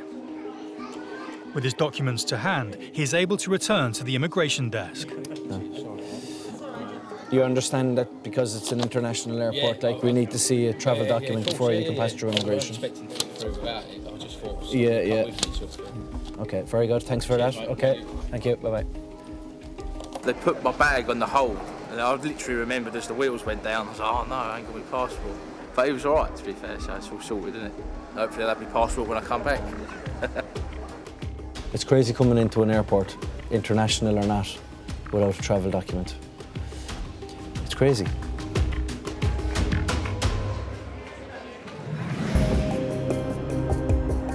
Road Safety Inspector Jim Fleming is manning a checkpoint outside of Dublin. They have selected a busy stretch of road as trucks are required to deliver goods across the borders. I'll just have a quick look at this download. I'll be back to you. The Road Safety Authority use these checks to ensure that all vehicle safety regulations are being followed. If a driver is found to be operating outside the limits of the law, the RSA have the power to seize the vehicle and impound it. Inspector Fleming's next truck is an import. Companies often import trucks from the UK and re-register them in Ireland, saving them thousands of pounds. My name is Jim Fleming. I'm a transport officer at the RSA. I just want to have a look at your tacho and go through the licensing details with you. All trucks operating in the EU are required by law to record on a tachograph detailed information about every journey they make. If they don't comply, they can face fines in excess of €3,000, as well as 4 months or more in jail and a 6-month driving ban. In 2014, the RSA took nearly 300 prosecutions to court. I'll just have a quick look at this download. I'll be back to you. The tacho download will allow him to see if the driver is keeping to the strict regulations on driving hours. So we'll just have a look at the download now and see. Drivers have a personal driver's card to use in the tacho whilst on shift. I can see there last Tuesday the vehicle was driven for a day with no driver card in it. There's a problem with the driver's card. Jim is now more than suspicious about the truck's activity. No card should mean no journey. Tachograph is not in compliance with the regulations. The tachograph has also revealed to him that the vehicle has the wrong registration details and no operator license. Things don't look good for the driver. And jail time is not out of the question. I was driving there for a couple of days, but I can't just stop walking, I put in for the card. I had my card still working while I was waiting for it. Yeah, well, driving in the last 28 days is on it. You should have held on to it. With the gravity of the offences hanging over him, the driver calls his company manager. And it's not long before he arrives. I'm just going to read this back to you because you're in it as well. I just need to go through this. What's the fine for that? Worst case scenario, €5,000 and or 6 months in jail. Finally, the full impact of the situation hits home. Thank you. Thanks for your time. With a large fine and potential jail time on the table, the company manager will need to act fast to rectify the infringements. For now, the men are on their way with a warning. But if they don't provide proof that the problems have been sorted out, their next stop could be a cell. In 2017, Dublin was the fastest growing major European airport, with close to 30 million passengers passing through from far-flung destinations like Abu Dhabi, New York, and Hong Kong. There's a constant threat of illegal immigrants trying to get into Ireland, sometimes to stay, sometimes to travel on to the UK. It's vitally important to check each and every passenger, a task that falls to the officers working the immigration desks. Officers like Mick Lally. Will you sign that when you go home? If he suspects a passenger doesn't have enough funds for their stay or can't prove they're here legitimately, then they're not getting in. How long are you here for? Prayer break for 3 months. Right. She invited me here. A woman has recently landed from Toronto. She says she's here to visit her sister. If he's going to grant her leave to land, he's going to need more information. Right, if you're coming to stay with your sister, did your sister give you a letter of invitation? Yeah, she invited me here. Did she give you a letter? Her English is good, but she doesn't understand what Officer Lally wants. No letter. So how do I know she's invited you? I don't know. She didn't. I do not know. That is the answer. I asked your sister give you a letter of invitation. Do you know what I mean? I don't know about that letter. I don't know. Without the letter, she has to convince him that she's genuine, or he could refuse her entry. It's the night shift for the Garda Traffic Corps. Officers Mark Fay and Paddy McElroy are patrolling the roads between Dublin Port and Dublin Airport. They have spotted a car driving erratically. There he is. They head off in pursuit. Well used to drive around here at speed, not getting stopped. Until today. And it's not long before they've cornered him.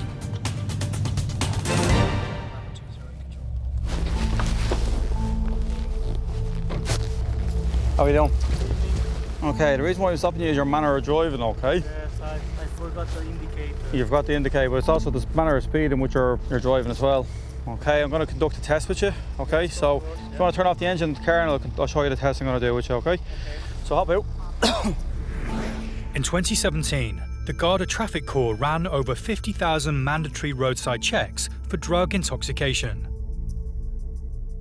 Driving under the influence of drugs carries a maximum fine of €5,000, up to 6 months in prison, and a 12-month driving ban.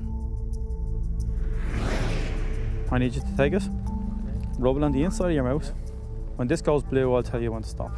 Okay, it takes a few minutes, so you go ahead. As much phlegm as you possibly can. Let me see it. No, keep going. Just driving erratically, especially at this time of night. Anybody could still be out walking their dogs. It's the summertime, kids be out. They could still be out at this time. You just never know. It's not acceptable. The test is taking too long. They should have a result by now. Oh. Still no. Keep going. Strange. The officer inspects the test device. You broke the glass. Ow. You chewed on it. With a broken mouthpiece, the test is void. He has no choice but to start again. Okay, no, don't chew on it. Suck on it. And again, there's a problem with the machine. You've broken again. You told me I have to suck, that's all what I did. Yeah, I told you to suck. You're breaking the glass. You're actually breaking the piece. Could it be that this driver is wise to the test and is deliberately breaking the equipment? If he is, the Garda are having none of it, and it's their time lucky. The officer slots the sample into the test machine to get the results. Now we wait. All right? Hey. The Garda now have to play the waiting game whilst the machine does its work.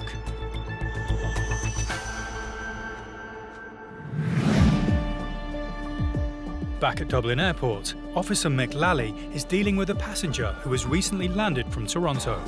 Right, if you're coming to stay with your sister, did your sister give you a letter of invitation? Yeah, she invited me here. She says she's here to stay with her sister, but Mick's not convinced. No letter. So how do I know she's invited you? She has no proof of her reasons for coming to Ireland. You need a letter of invitation from her, because if she's accommodating you, then you don't have to show hotel bookings or that. I've been here in 2012 as well. I know, but what I'm trying to explain to you is you could have been here 100 times. It doesn't mean that you're guaranteed to get in the 101st time. You can check in my file here. Don't you guys have How do you know you have a file? You mightn't have a file. Well, it's in the computer. Do you have a return ticket? Yeah. Are you going to show it to them? Oh, they didn't print it yet, but I have a return flight August 29 to Canada, Edmonton. Mick has decided how to proceed.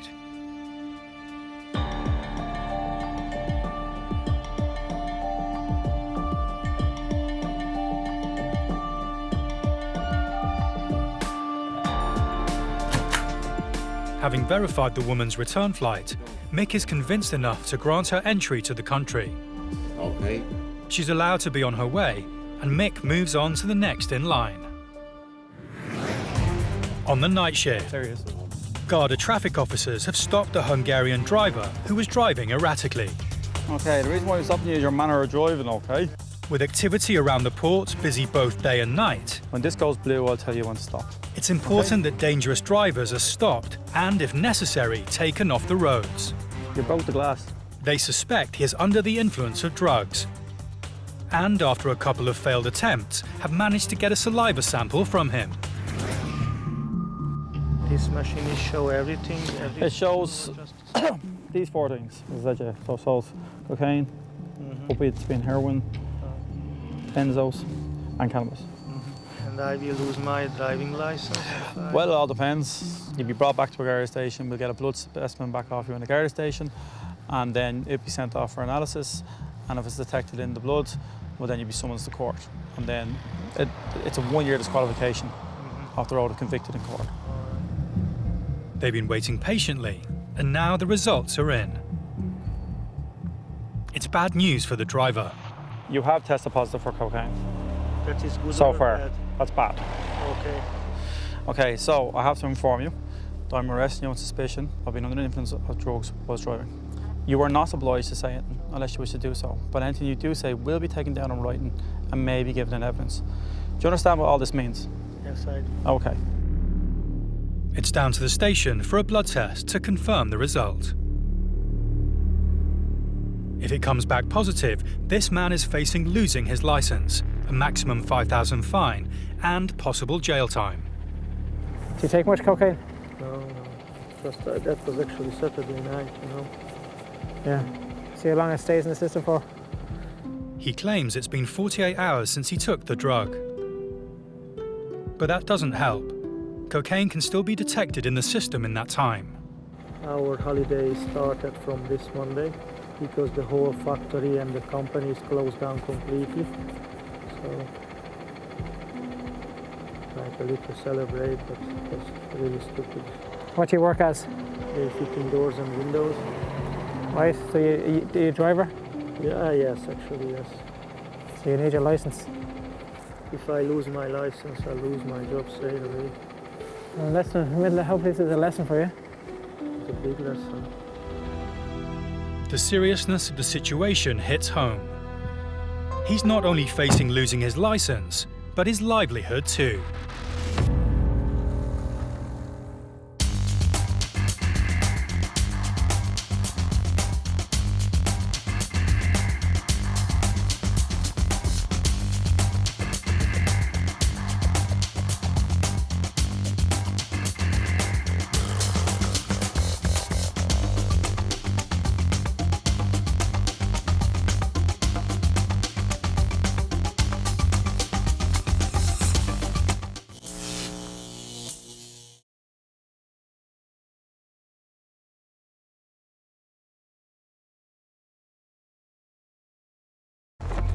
In the world today, protecting a country's borders is vital. It is seen as a gateway to the UK. These are the men and women in uniform responsible for safeguarding Ireland's borders. Stopping. Look at me, behind the yellow line. Searching. Have you been stopped at a checkpoint before? You just listen to me. And seizing drugs, arms and illegal goods. If anyone tries to harm me, that dog will tear them to shreds. Saving lives. I'd say about 200 kilometers per hour. And protecting Ireland's inhabitants and millions of visiting tourists. You could have been here 100 times. It doesn't mean that you're guaranteed to get in the 101st time. They police the ports. But you have to make sure there's definitely nobody underneath the vehicle. The airports. Why did you tell me you weren't working? And the roads. These are very badly damaged straps. If you can't drive the truck, shouldn't be on the road. These are the border interceptors. Coming up, a routine stop and search. What's the story? Turns up an alarming find for the Garda Traffic Corps. Some drugs paraphernalia here. The needles and tubes for making up their own syringes. Cork Port's four-legged secret weapon. That dog will tear them to shreds. And at Dublin Airport Immigration. You with the group? Yes. A student who may be on the next plane home. No problem then, because that visa is used. Cork Port is the second busiest port in Ireland and welcomes car ferries, cruise ships and freight carriers, giving easy access to the whole of Ireland. The front line is protected by armed police. Their primary role is to stop people trying to smuggle themselves illegally across the border. Great, thanks a million. Thanks. Mostly families come in here, but you still have to be very careful about the checks you carry out. Brilliant, thanks a million. It's mostly people that we're interested in. We work hand in hand with customs and they're interested in contraband. Thanks very much. Bye. But port security is not just of the two-legged variety. Officer Harrington is one of two Garda dog handlers for County Cork, assisted by two dogs, Laser and Rex. Rex is trained to find and detect various different illegal drugs. Very common misconception is that the dogs are addicted to the drugs they're trained to find. They're not, because a lot of the drugs that he's trained to detect would, if you got him into his system or up his nose, would actually overwhelm his system and kill him. The other dog we have here today, his name is Laser. Laser's trained primarily for search and rescue of missing or vulnerable people. But if the person tries to hurt the dog, hurt me or escape, the dog is trained to bite them and detain them. He's there to defend me at all costs. So if anyone tries to harm me, that dog will tear them to shreds. When you have a big angry German Shepherd that's barking and telling people to cop on, 9 times out of 10 they tend to listen. Rex and Officer Harrington are ever vigilant as they patrol the port, working as a team to detect smugglers trying to bring contraband into the country. Just letting them have a walk by, just seeing if they pick up on anything and possibly in any of the cars. Like if there's cannabis or anything like that in the car, they'd have a very pungent smell and you'd actually pick it up, the dogs can pick it up outside the vehicles. From time to time you'd get specific information that might suggest that a particular car might be on the ferry that might be of interest to us.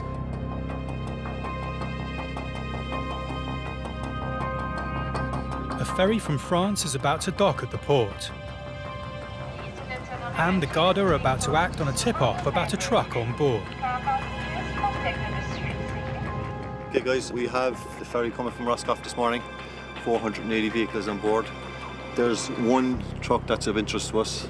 We're going to be checking that truck, so usual anyway. With around 180 vehicles rolling off the ferry, any one of these could be carrying illegal immigrants.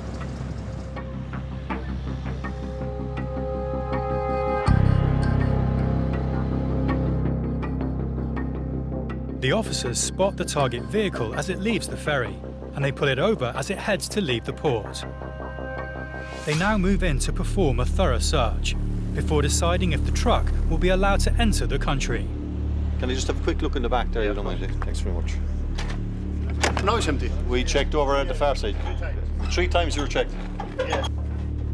The Garda are prepped and ready to act, should anyone be hiding amongst the empty containers. We've had some problems the last few months in relation to that. I suppose it's just the current climate in Europe. A lot of desperate people over there trying to get a life. We're here to make sure that our borders are secure. We've had some clandestines come in on the back of trailers. Yeah, I'm satisfied this is secure and there's nobody on board. They may have found nothing, but they're not finished yet. It's time to bring in the big guns. Oh, come on Rex, let's go. Come on Rex, where is it? Where is it? Here. Detective Garda Ray Flannery is on duty at the immigration booths in Dublin Airport. How long are you going to stay in Ireland? One more day. He's keeping an eye out for anything that may indicate a passenger is not being honest about their intentions in Ireland. Where are you going to be based? At All Hallows and then at Trinity College, Dublin. A group of American students have just landed from Heathrow in the UK. You're part of the group, yeah? They're stopping off in Ireland for a few days on their way back to the US. You with the group? Yes. Do you have a second visa? No. But it seems one of the students has a problem with his visa. You have a problem then, because that visa is used. They were not supposed to, like when they sign it. The tutor arrives at Officer Flannery's desk in order to explain the situation. We changed planes, we went from... Yeah, but the visa he has is a single entry visa. Yes, and they made, the people on this side made a mistake in the Irish airport, but the person stamped it accidentally because she just took the whole lot of ours and just stamped them all. He has to be convinced that they are telling the truth, or the student will be back on a plane and on his way out of the country. It's deemed used once it's stamped. Yeah, but we didn't know this, and we didn't, you know. Yeah, so technically you should, because you came to here to go to the UK. Yeah, but Yeah, so once you landed here, what airline did you go to the UK with? when we went through the Irish consulate in Boston, we gave them the itinerary and said we were flying Aer Lingus from, into Dublin to Heathrow, and this is what they. Yeah, no, it should be in both. Officer Flannery is happy that there has been a genuine mistake. So how long more are you staying? We're staying till Tuesday. And allows the boy to enter Ireland to join his fellow students. Okay. Thank you very much. You had the correct visas, but just that the Irish visa was stamped in error. It didn't need to be stamped coming through here in transit. The next passenger at Officer Flannery's desk has flown in from Brazil. I have an Irish family, a wife and a daughter. He and his family have previously lived in Ireland, but have been back in South America. His family have flown home ahead of him, and he's just arrived to join them. We are living in Brazil, and during that period there, my GNIB expired. His GNIB card has expired. This gives him immigration permission to stay in the country beyond 90 days. He will have to register again for a new card. Are you living in Dublin? Yeah. You're down the country, you go to the local, but... Everything seems to be in order, until Officer Flannery asks the man his address in Ireland. What address are you living at? When I left, what we're going to live now? When you left, you were living in... When I left, was in... The address they have on record is from 2009. Okay, when did you live in Triton? This is when we married in 2009. Officer Flannery isn't concerned about the man's intentions, but explains that he needs to keep his contact details up to date at all times. Anytime you move address, you have to notify immigration that you have moved address. Right, yeah. Okay? It's very important you do so. And we hold on to this card because it's expired. With Officer Flannery holding on to the expired GNIB card, the man will need to register for a new one. This time, making sure all his details are correct and up to date. Thank you. Okay.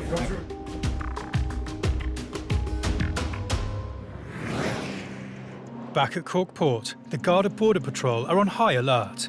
Can I just have a quick look in the back there? You don't mind it? Thanks very much.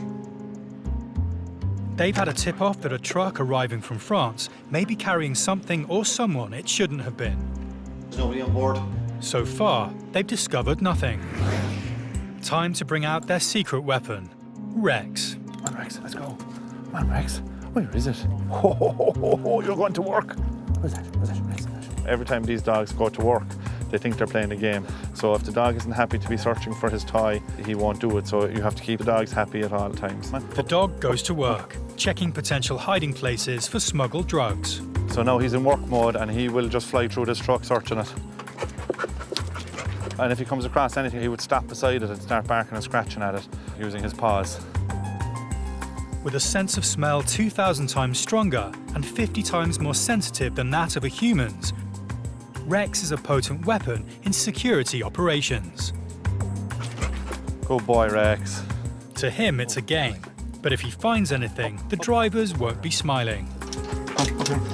He's very, very good at what he does, and he can make our search team's jobs an awful lot easier. Good boy. Yeah. Good boy. Rex's expert nose finds nothing.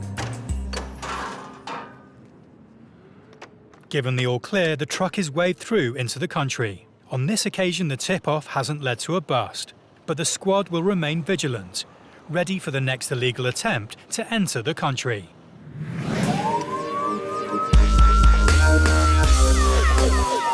The Garda Traffic Corps patrols the roads around Dublin Port and Dublin Airport.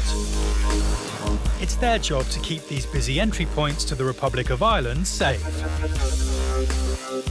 Officers Paddy McElroy and Philip Earle are in their patrol car.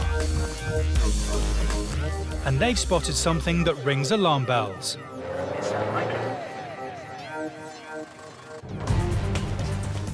They turn the vehicle around and head off in pursuit of the Nissan Micra. Just took the turn a bit quick for my liking. As the driver overtakes other road users erratically, Hasn't copped us yet. He wouldn't drive like that if he knew we were behind him. the officers radio in for a vehicle check. Control, just looking for a vehicle registration check when you stand. It's a dark coloured Micra and your insurance. Insurance brother, it's March of this year, tax May of this year, payment out to March of this year. Oh, it's good turn up big. I checked it up the line earlier on this year. Roger that, sir. It's time to pull this driver over.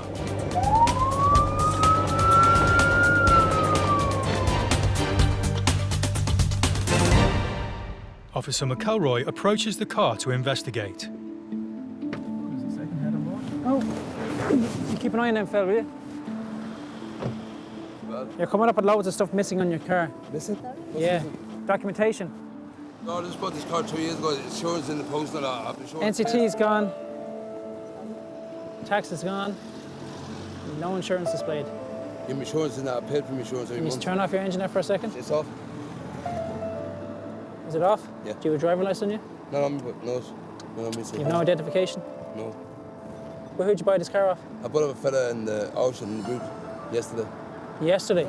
Day before yesterday. You're tripping yourself up now. No, day before yesterday, honest to God, yeah. Got no tax, no insurance and no NCT. It's got a male driver, female front seat passenger. The female has all the usual physical signs of a drug user. He's saying that he's just bought the car. So he doesn't appear to have any documentation to back it up. Again, I think this one will end up being seized. Officer McElroy suspects the man is telling him a pack of lies. Control, could I get a person? He's got no ID and no proof that the car is legally allowed on the road. So the officers have no choice but to seize his vehicle. Could we get a tow truck up to this location, please? Your car's going to be seized.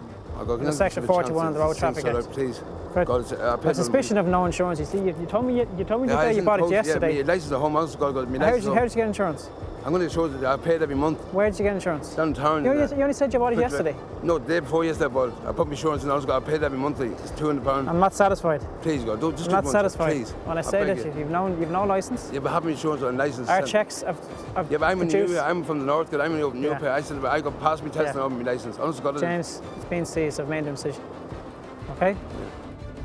If he's going to stand any chance of changing their minds, he's going to have to think fast.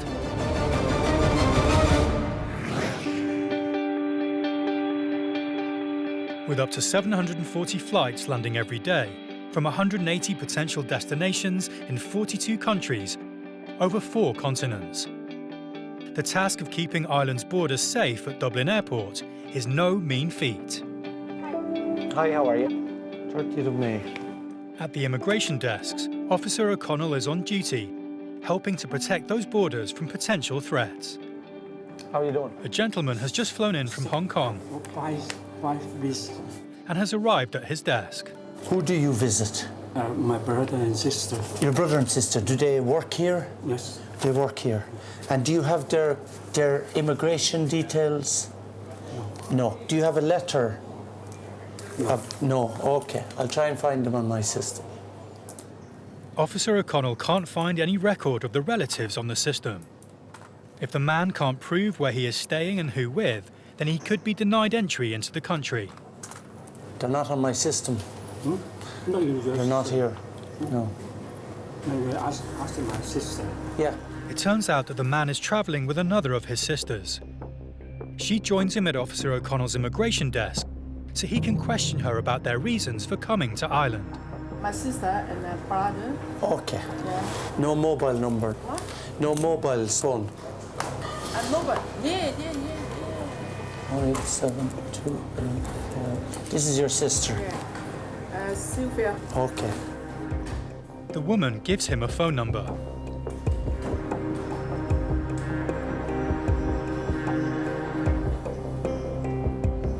But there's no answer. Voicemail. He needs to confirm their story to ensure that they aren't trying to enter the country illegally for work. For now, they are going nowhere. Do you know your sister's date of birth? Yeah. Date of birth. Your sister. Yeah. Yeah? My sister? Yes, please. Maybe. Her date of birth? Yeah. And on top of that, the language barrier is starting to become a problem. Date of birth? Date of birth? Yes. Oh. Is this 1948? Yeah. 1948, September. Maybe. Okay. And born in, or nationality, Hong Kong? Yeah, I'm from Hong Kong. Okay. No records. He tries to get through again.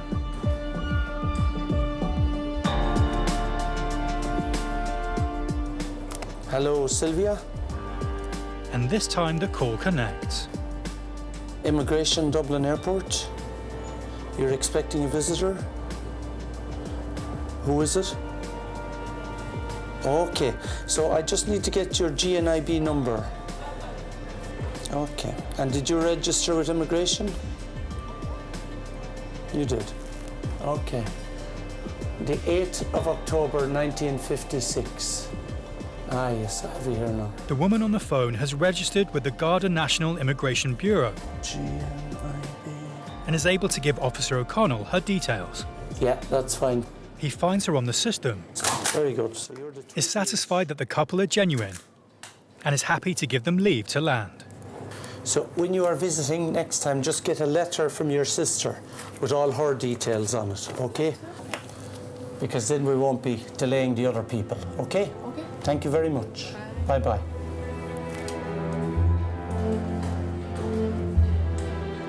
If they hadn't any contact details, it's grounds to refuse, to be honest with you, because they're telling you they're coming to visit people, and if I can't find them on the system, it means they're probably not here legally. So if I hadn't been able to find them, it would have been grounds for refusal.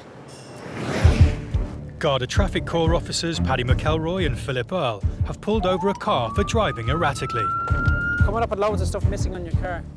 They suspect the driver is being far from honest with them. I'm not satisfied. Please, God, don't just I'm not satisfied. Please. He's got no tax, no insurance, and no national car test certificate. And on top of all that, he can't produce a driving licence. It's been seized, I've made a decision. Okay? They've seized the car. But before the tow truck arrives, it's time for a routine search. Yeah, we're going to give it a quick search. You have nothing in the car that you shouldn't have. No, don't use me. Do you take any drugs at all? Drink. Drink? Yeah. Food.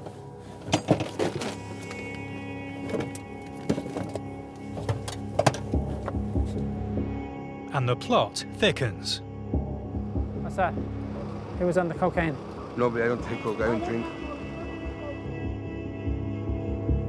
Some drugs paraphernalia here. We have the pipes that they use for smoking. This seems to be, it's not something you'd see much of these days, where they appear to be making up their own needles by using pins and so on. No need for that in the modern day with the government needle exchange programs and so on. It's unusual to see it, it's very old-fashioned. You'd see the likes of the needles and tubes, you know, for making up their own syringes. It's almost like you'd see in prison rather than on the streets, to be honest. The likes of this tin foil that you use for smoking. Then we've got this container here. The telltale sign here is the green liquid in the bottom. That's methadone, which is a substitute for heroin. People who are coming off heroin will be prescribed this through clinics and doctors and so on. The bag here is crushed tablets of some sort. We're going to guess from the colour and from experience, they tend to be sleeping tablets. Again, more medication. These are all in the name of another lady who's not in the car, who's related to this lady. She tells us she doesn't take drugs, but a check on our system tells us the opposite.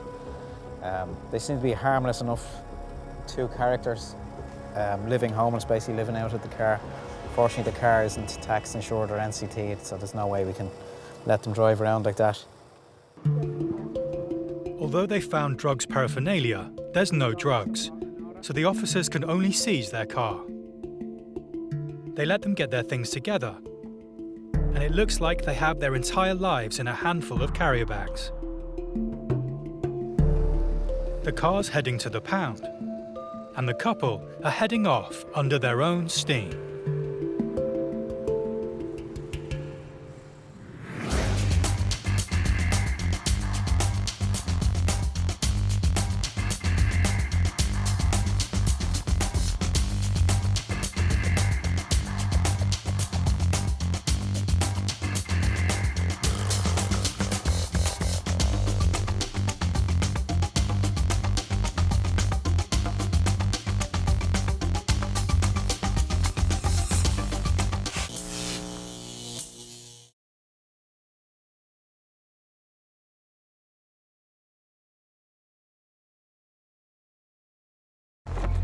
In the world today, protecting a country's borders is vital.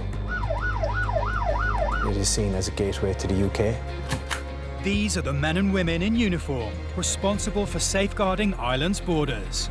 Stopping. Look at me, behind the yellow line. Searching. Have you been stopped at a checkpoint before? We just listened to me. And seizing drugs, arms and illegal goods. If anyone tries to harm me, that dog will tear them to shreds. Saving lives. I'd say about 200 kilometres per hour. And protecting Ireland's inhabitants and millions of visiting tourists. You could have been here 100 times. It doesn't mean that you're guaranteed to get in the 101st time. They police the ports. But you have to make sure there's definitely nobody underneath the vehicle. The airports. Why did you tell me you weren't working? And the roads. These are very badly damaged straps. If you can't drive the truck, shouldn't be on the road. These are the border interceptors.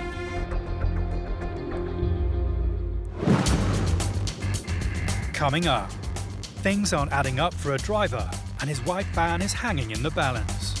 What way do you pay your insurance? An American traveller becomes separated from his family and his passport. Is your wife still on the plane? Is she coming out? No? And trucks crossing the borders are about to have a spanner thrown in the works. I'm going to double check that now, but it's coming up as being expired since August 15. On patrol around the streets of Dublin Airport, road traffic officers Mark Fay and Paddy McElroy are keeping their eyes on the road. Using onboard ANPR technology, their unmarked car is automatically reading number plates and searching for vehicles that shouldn't be on the road. And it's not long before they have a hit.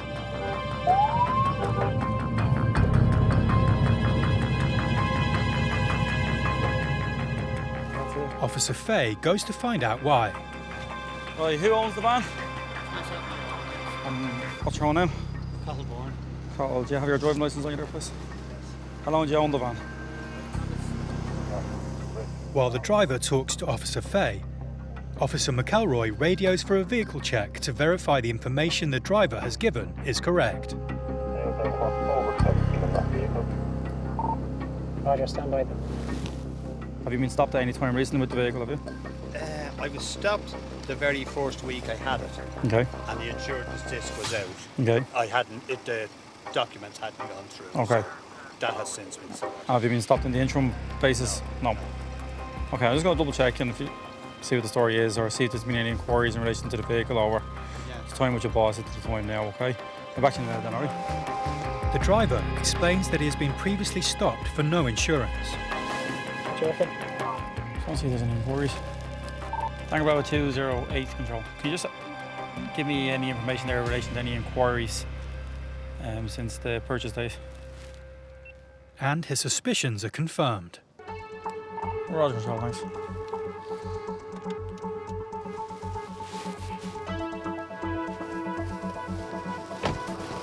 What way do you pay your insurance? On direct debit. And do you miss any payments with that? So you always ensure there's the money in.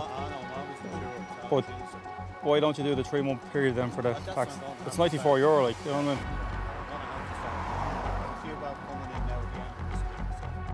The driver offers up that with money coming in, he'll soon be able to pay his road tax.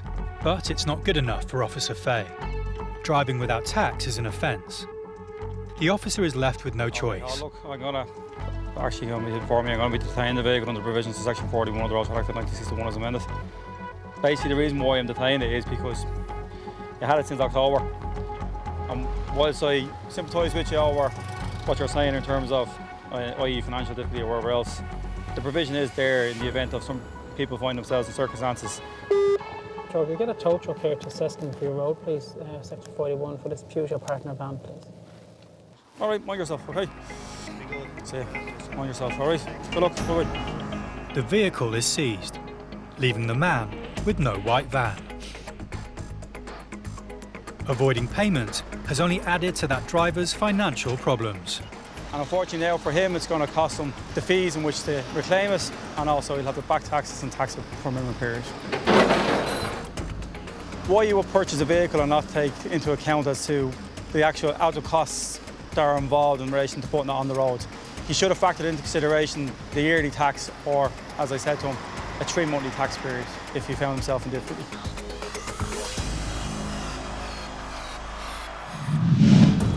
Being the most westerly of all European airports, Shannon has become a major destination for connecting transatlantic flights. With over 1.7 million passengers a year using the airport, it's vital that Border Control are able to monitor everyone coming and going through its channels.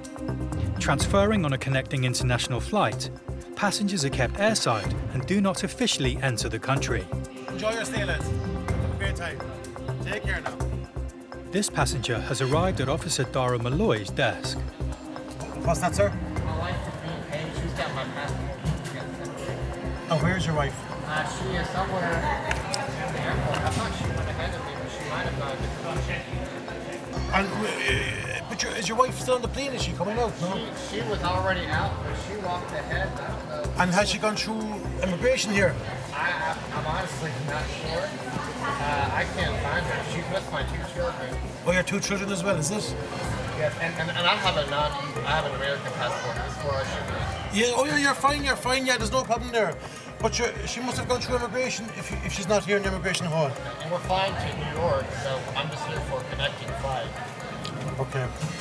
Look, I think we have someone trying to page your wife, just to try and get her. So if you just take a seat over there for 2 minutes, sir, and we'll try and get her, okay? Having found himself at Irish immigration with no ID, a missing family and a flight to catch, the immigration officers are faced with trying to solve the situation. If it's a connecting flight, obviously if they're not Irish national, it makes it a bit more complicated. The main thing is, look, that, people don't panic. Come to us and we can always help you out. We'll always help you out and facilitate by ringing the embassy or ringing some person who may have the passport, or we'll be able to contact someone who will be able to get the passport for them. Between getting off the plane and just getting over here, there are so many steps and there are very few directions, and so just she went ahead and took the children ahead, but we didn't really think it would be this complicated.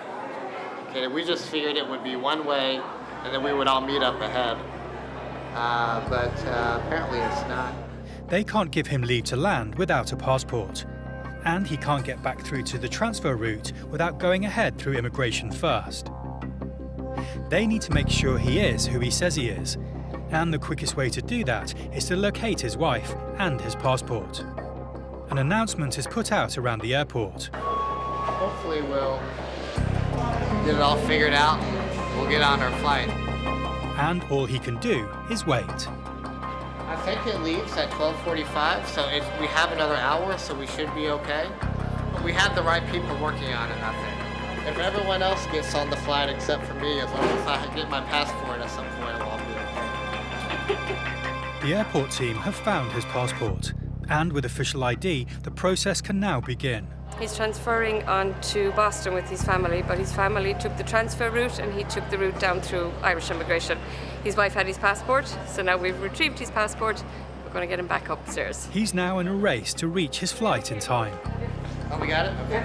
Okay, so I'll get you to go through. Your wife and the kids are upstairs. Okay. Okay, there was a transfer line that they went down that line. Okay. Okay, I'll bring you to Dara and then he'll bring you. Well, I'm glad I found you. No, thank you. There you go. I'll bring you back up through security and we'll get you through the fast track. You found your wife. Very good. And you're going back to the States now today. Very good, sir. Now, take care, sir, and safe home. Take care, sir. Bye now. Once through immigration, the passenger is escorted through the airport and security to be reunited with his family in time to catch their ongoing flight. Traffic cops Mark Fay and Paddy McElroy are patrolling the roads that link Dublin to its port, airport and the rest of the country. They've already stopped and seized one vehicle for driving with no tax. In 2015, the Garda prosecuted over 7,000 people for driving without insurance. And ever since, they've been cracking down further on this offence. It's not long before the ANPR system flags yet another suspicious vehicle. Officer McElroy speaks to the driver. Right, that's the reason you're being stopped for. You have no entity, you have no tax in the vehicle either. Yeah. Okay, any reason for it? I have no excuse, a good one I don't. Do you always not wear your seatbelt? I just took it off there. You just took it off, okay. You know you're in danger of your vehicle being seized, do you understand that? Yeah, more than likely you probably will be. I'm just going to do a few checks on it, okay? Did anything else come up with that? She's no excuse. Officer Fay checks her details against their system. Control, you might contact Gallons please there for section 41. We are on the N81 outbound there before the Circle K. In 2016, an AA survey found that the cost of car insurance in Ireland had increased by almost 40% in under 2 years. So her NCT is out since the end of last year. Tax is out since the start of the year. But the reason she had no reason for it. She just didn't bother doing it. Unfortunately for this driver, the news isn't good. No, grand, thanks. Martina, unfortunately it's bad news for you. Yeah, the vehicle's going to be seized under Section 41 of the Road Traffic Act, of which you'll need to go and get things sorted out. There's no tax or no insurance on it. You didn't give me a plausible reason why you didn't. Insurance. Well, you mean tax and NCT. You didn't give me a plausible reason why you didn't have it done. You're driving a vehicle in a public place and it's just, unfortunately we meet under these circumstances, but that's the reason why we're here for. The female driver is clearly upset as the consequences of having no insurance hits home. She's no excuse. So an FCPM will be issued in relation to the no NCT that carries 3 penalty points and a fine. On conviction in court is 5 penalty points. There'll be also a ticket issue for the no tax. In just one patrol, 2 vehicles have been seized, making the roads of Ireland safer for all who use them. At Dublin Airport, working on the non-EU passenger desk, Garda Frank Flynn is checking passports and travel documents. Just checking the flights now from 12:20. With Ireland's high standard of living, strong economy and membership of the European Union, it's an inviting immigration destination. Are you going driving? On the left. Nearly 30 million passengers use Dublin Airport every year. And it's the responsibility of border officers like Officer Flynn to protect this important entry point to Ireland. Okay. 90 days, sir. Thank you. Take care. It demands vigilance, alertness, and an attention to detail. Hello. Morning. How are you? Good, how are you, sir? Good. A family who've just landed from the US arrive at Officer Flynn's booth. You're on your summer break. Yes, sir. Now, how long are you staying, ma'am? 16 days and 12. Lovely. Now, Christopher. Thank you, sir. Happy with their documents, Officer Flynn allows the family into Ireland, but not before he makes an eagle-eyed observation. Police officer, Christopher. So am I. Best of luck.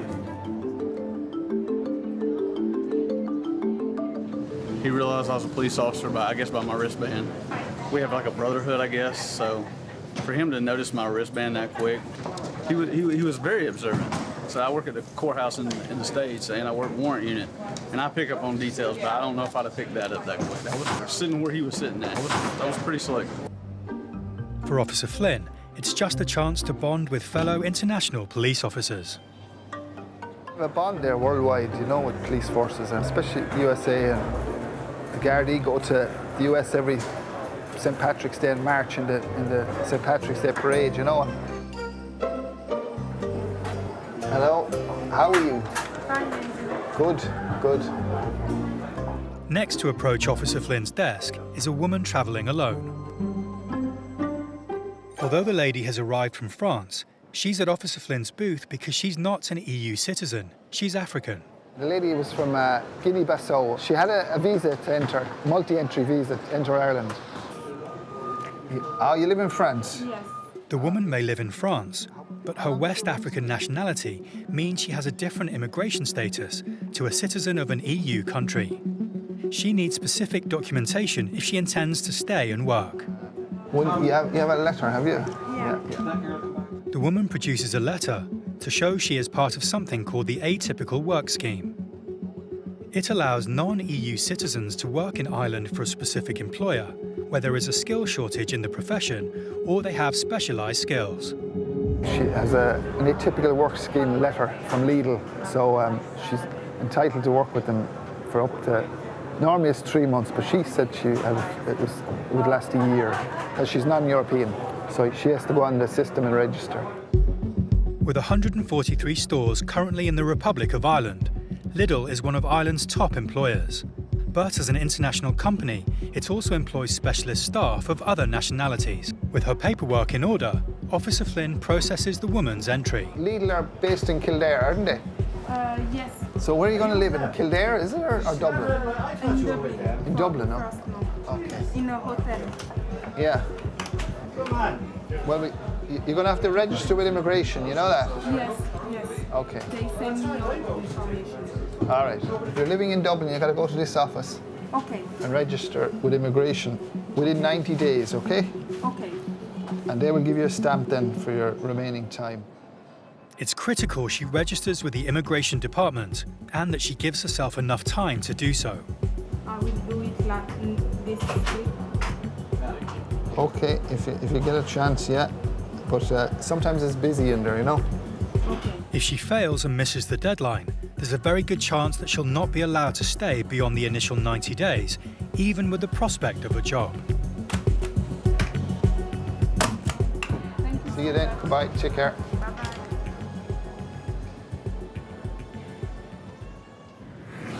In County Donegal, Vehicle Inspector Des Hughes is carrying out safety inspections on trucks at a checkpoint set up by the police.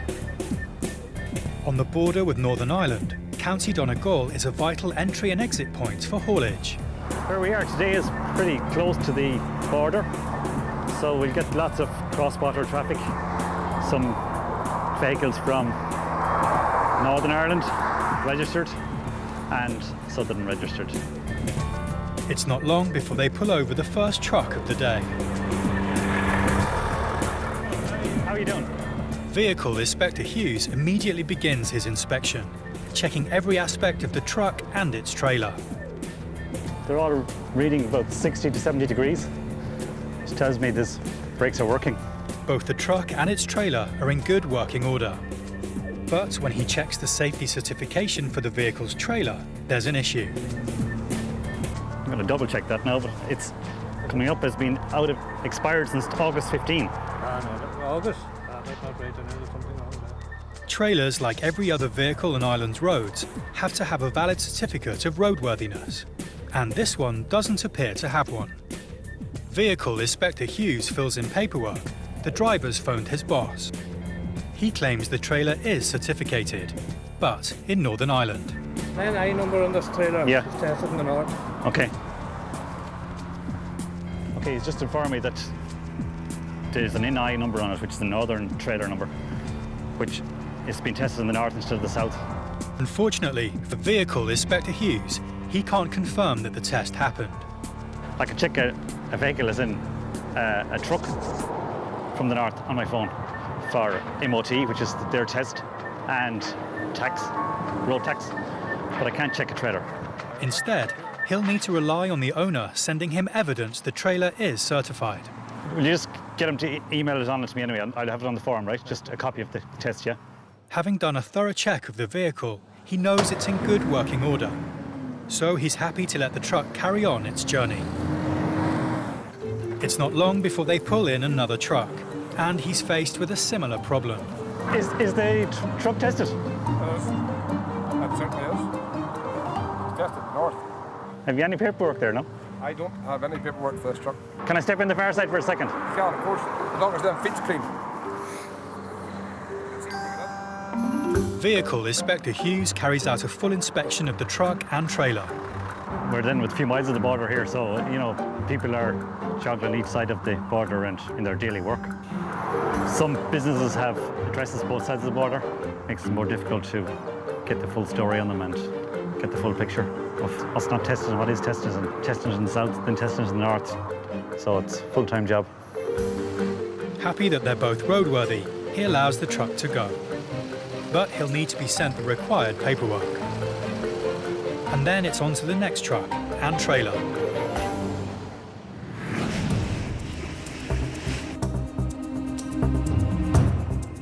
Dublin Port has become a regular stop for cruise ships from around the world. At 330 metres long, the Royal Princess is one of the largest ships ever to have berthed in Dublin. The ship is carrying over 3,000 passengers, all of which will need to be safely managed on and off the site. And it's good logistics that are going to get the job done safely. Under the watchful eye of port security officers, security swing into action. As you can see, it's mental. They can't get distracted. Security need to remain vigilant, checking vehicles and managing crowd control.